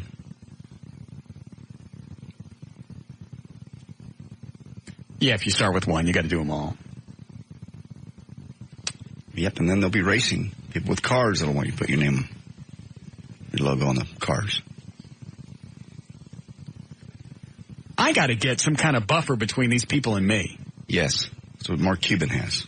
He just goes, if you have a request, do this. In fact, Pat Minnick at Billy Bob's even has one. As somebody that, because constantly people are going, Billy Bob's, hey, we'll put your logo on our deal. And how much is that going to cost? $800. And she even just has somebody that she pushes all those people off to. You can push them off on me. Okay, perfect. You're now the new buffer for anybody that wants a donation or anything. Okay. She'll be your first. Ready? Go ahead. I'm sorry, but at this time, we don't think it'd be the best interest to sponsor a little league. Thank you. Goodbye. Perfect. Well done, Smithers. Perfect. Good. I can't be doling out cash every time somebody comes up and asks for something, whether it's out of my own bank account or the foundation. I'm certainly not going to give it to them out of the foundation. Mm-mm.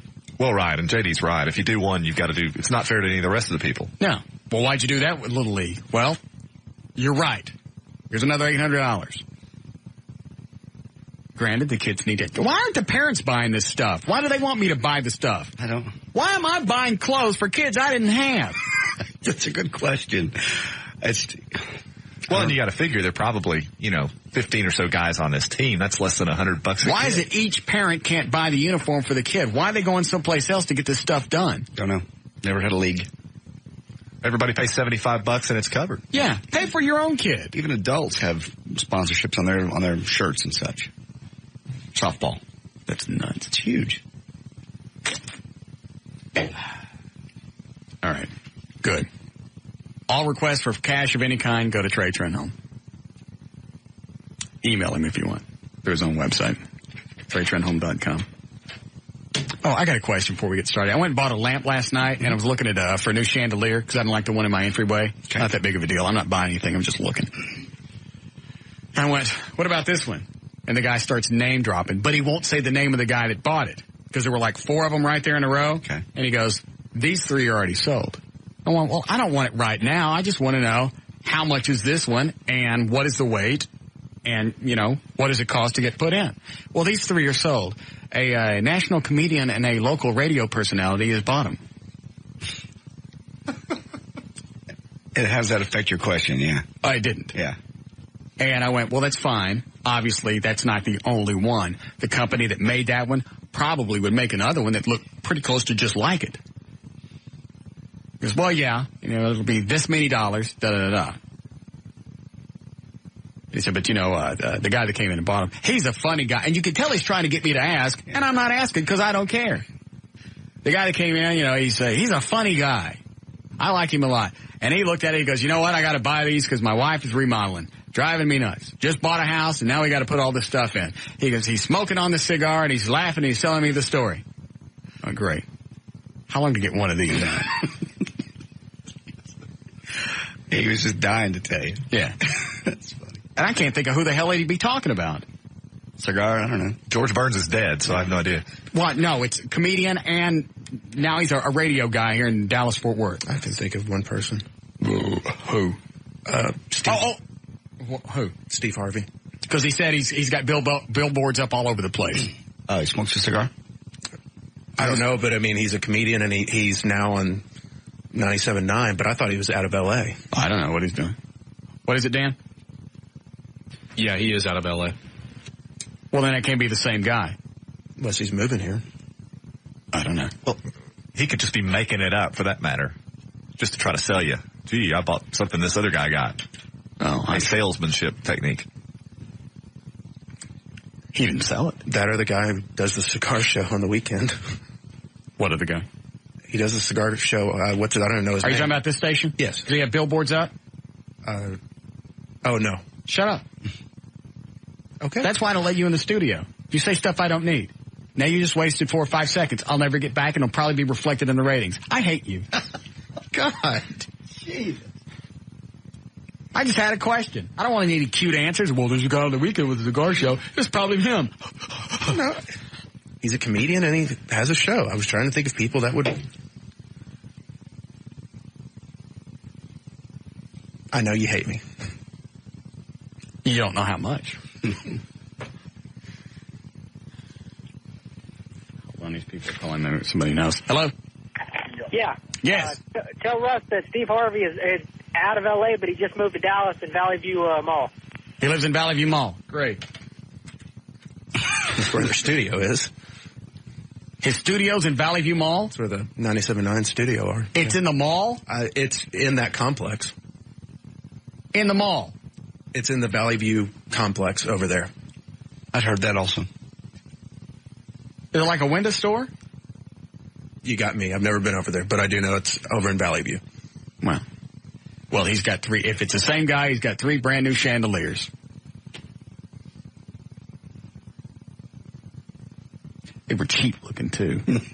Obviously, if I liked them, they had to be cheap looking. You have a nice taste in furniture, like your house. I had a girlfriend when I picked all that stuff out. Ah, that's right. That helps. Yeah. She wouldn't let me buy the stuff that I wanted. And is that the one that made you buy $2,000 worth of China? Yeah. That's good stuff. It's great. It's Mikasa and the Waterford crystal. It's lovely. Never go out of style. Right. Okay. I'm okay with that. Okay. When you first bought them, you were nuts about it. I know. I was going to take it back. Had I not screwed around, I could have taken it back. I waited over 30 days and it was too late. Now I like it. I'm glad I have it. Good. It's nice on holidays. Mm-hmm. I don't even take it out for holidays. I was going to say, who do you have over? Nobody. Sure as hell bring your parents over. You don't lay by in your house. So? I'm just saying, when do you use it? It's very nice. It does look pretty. Thank you. Sitting there in that drawer chest or whatever it's called. I think you're just jealous. I think that's what it is. No, it's not jealousy. It's just, you never let anybody come in your house. So what? Well, I bought it to keep people out. If I wanted people in, I take the doors off. All right.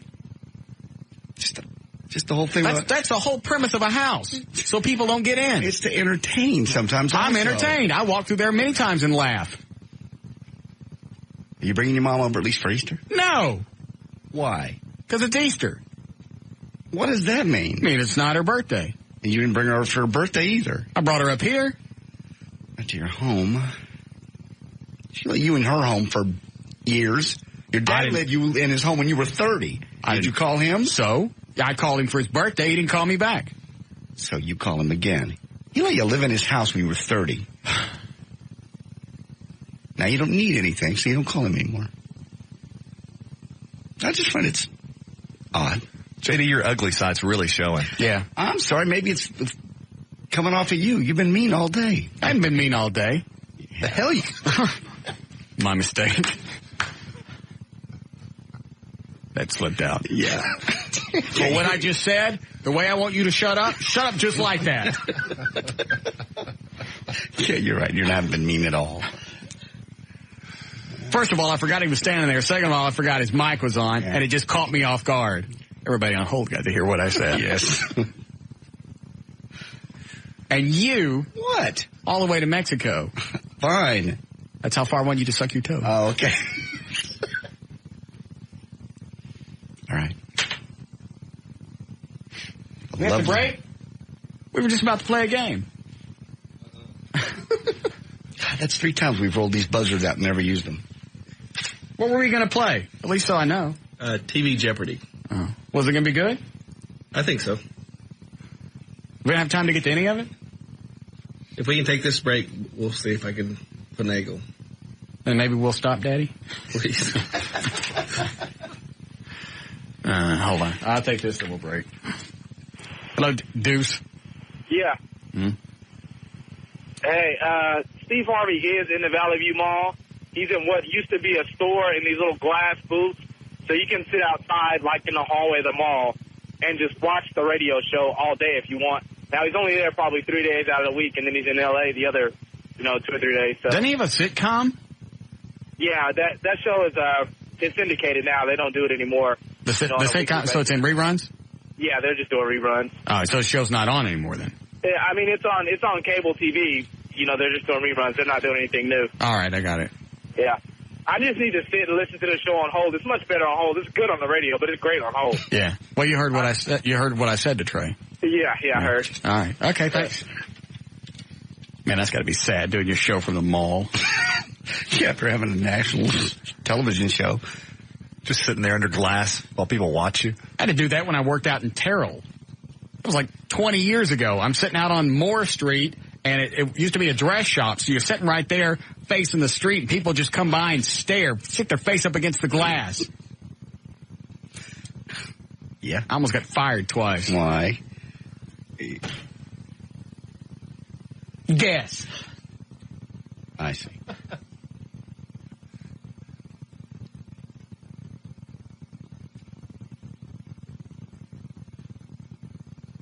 Well, I didn't know they didn't want to see it.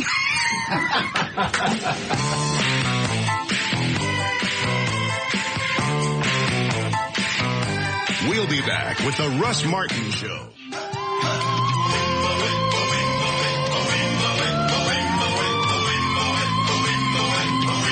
Oh, I remember how it came up. I'm looking at the chandelier. Yeah. And he pointed out the ones that were sold. And he said, yeah, he bought that one right there for his bathroom. When he's sticking his chandelier in his bathroom, he goes, yeah, that's a national comedian. Now he's a local radio person. Oh, I know what I said. I said, if chandelier in the bathroom, I went, somebody's selling dope. Oh. He goes, no, he's a national comedian and local radio person now. I went, that's selling dope. Stick a chandelier in a bathroom. That's pretty excessive.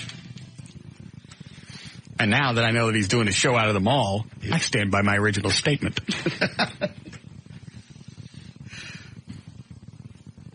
When is he on? In the mornings? I guess. I have to go by the mall and see. Let's go to the mall tomorrow. Okay. Does he cook? Don't think so. No. Yeah. We should go out and just stand outside his window and throw your fingers in the air like you want him to spin the pizza crust. Bend it in the air. Yeah, like this. Bend it. How embarrassing. Yes. How distracting. I can't imagine being in that situation where people are continually walking by and looking in and making faces. And yeah. I mean, in a mall, there's just tons of foot traffic. Well, I don't know anything about the show. Is it all talk? Is it music? Has anybody heard it? No clue. No. And it's on what? Did you say the beat? 97.9. What do they play? Urban. Rap. Hip-hop. Music for the coloreds. Hip-hop. Rap stuff. It would be colored people music. Okay. Well, I'm sure it's a fine, fine show. Originating from Valley View Mall. Does he have his own kiosk? Probably not. Huh. He can make extra money on the side while the song's playing. Get you something to eat. Develop photos. Dip his eyes. Yeah. Yeah, he could do photo developing. Right. Just sit there while he's talking. Actually, you don't even have to do that during a break. While you're talking, you can just look at the prints. They do it at Eckerd's all the time. Yes, Talk to me while they're printing my stuff. Sure. It's all automatic. Be a nice little extra income. Right. I'll pay for those chandeliers in the bathroom. I try and get my sitcom back. Or look into selling dope. I'm sure it's a fine show. Never heard it. Good. All right. Well, it's been a big day. Big day. Did we actually do anything? It feels like we did a lot, but I don't think we did much anything. Well, not compared to yesterday where we had, the Mix-a-Lot and Mike Reno and Bugs Bunny. Well, the guy that does Bugs Bunny. Noel Blanc. Yeah. Noel Blanc. We had a big day of people yesterday. Today was more of just us. Well, I had the scratch-off ticket that I got at the Texas Lottery where I won my own night show on this station. That was exciting. Yeah, I need to redeem that. Yeah. Not right now. Nah. Is there a time limit? Let me see on the back. It's 180 days. Yeah, got 180 days. I don't know. You could win that from the Texas Lottery. I didn't either. Is it bearer paper? Whoever holds it gets to turn it in? Yeah. I may give it away later. Excellent. Well, that explains the weekend programming on this station. All right. Ooh. You ready to go? If you'd like to. Here we go. For more information on the Russ Martin Show, if you want to email us, details on the Police and Firefighters Foundation, anything else pretty much, you go to russmartin.com. To instant email us during the show, send it to studio@russmartin.com. For Trey, go to TreyTrenholm.com. For Eddie, it's EddieBoyd.com. You'll find me at JohnDavidRyan.com. For law issues, contact EverNewtonDallasAttorney.com, or you can call him 214-823-LAWS. Limo service provided by George at Ultimate Limousines. Call him at 214-668-5363, and the official site for the Talk That Rocks.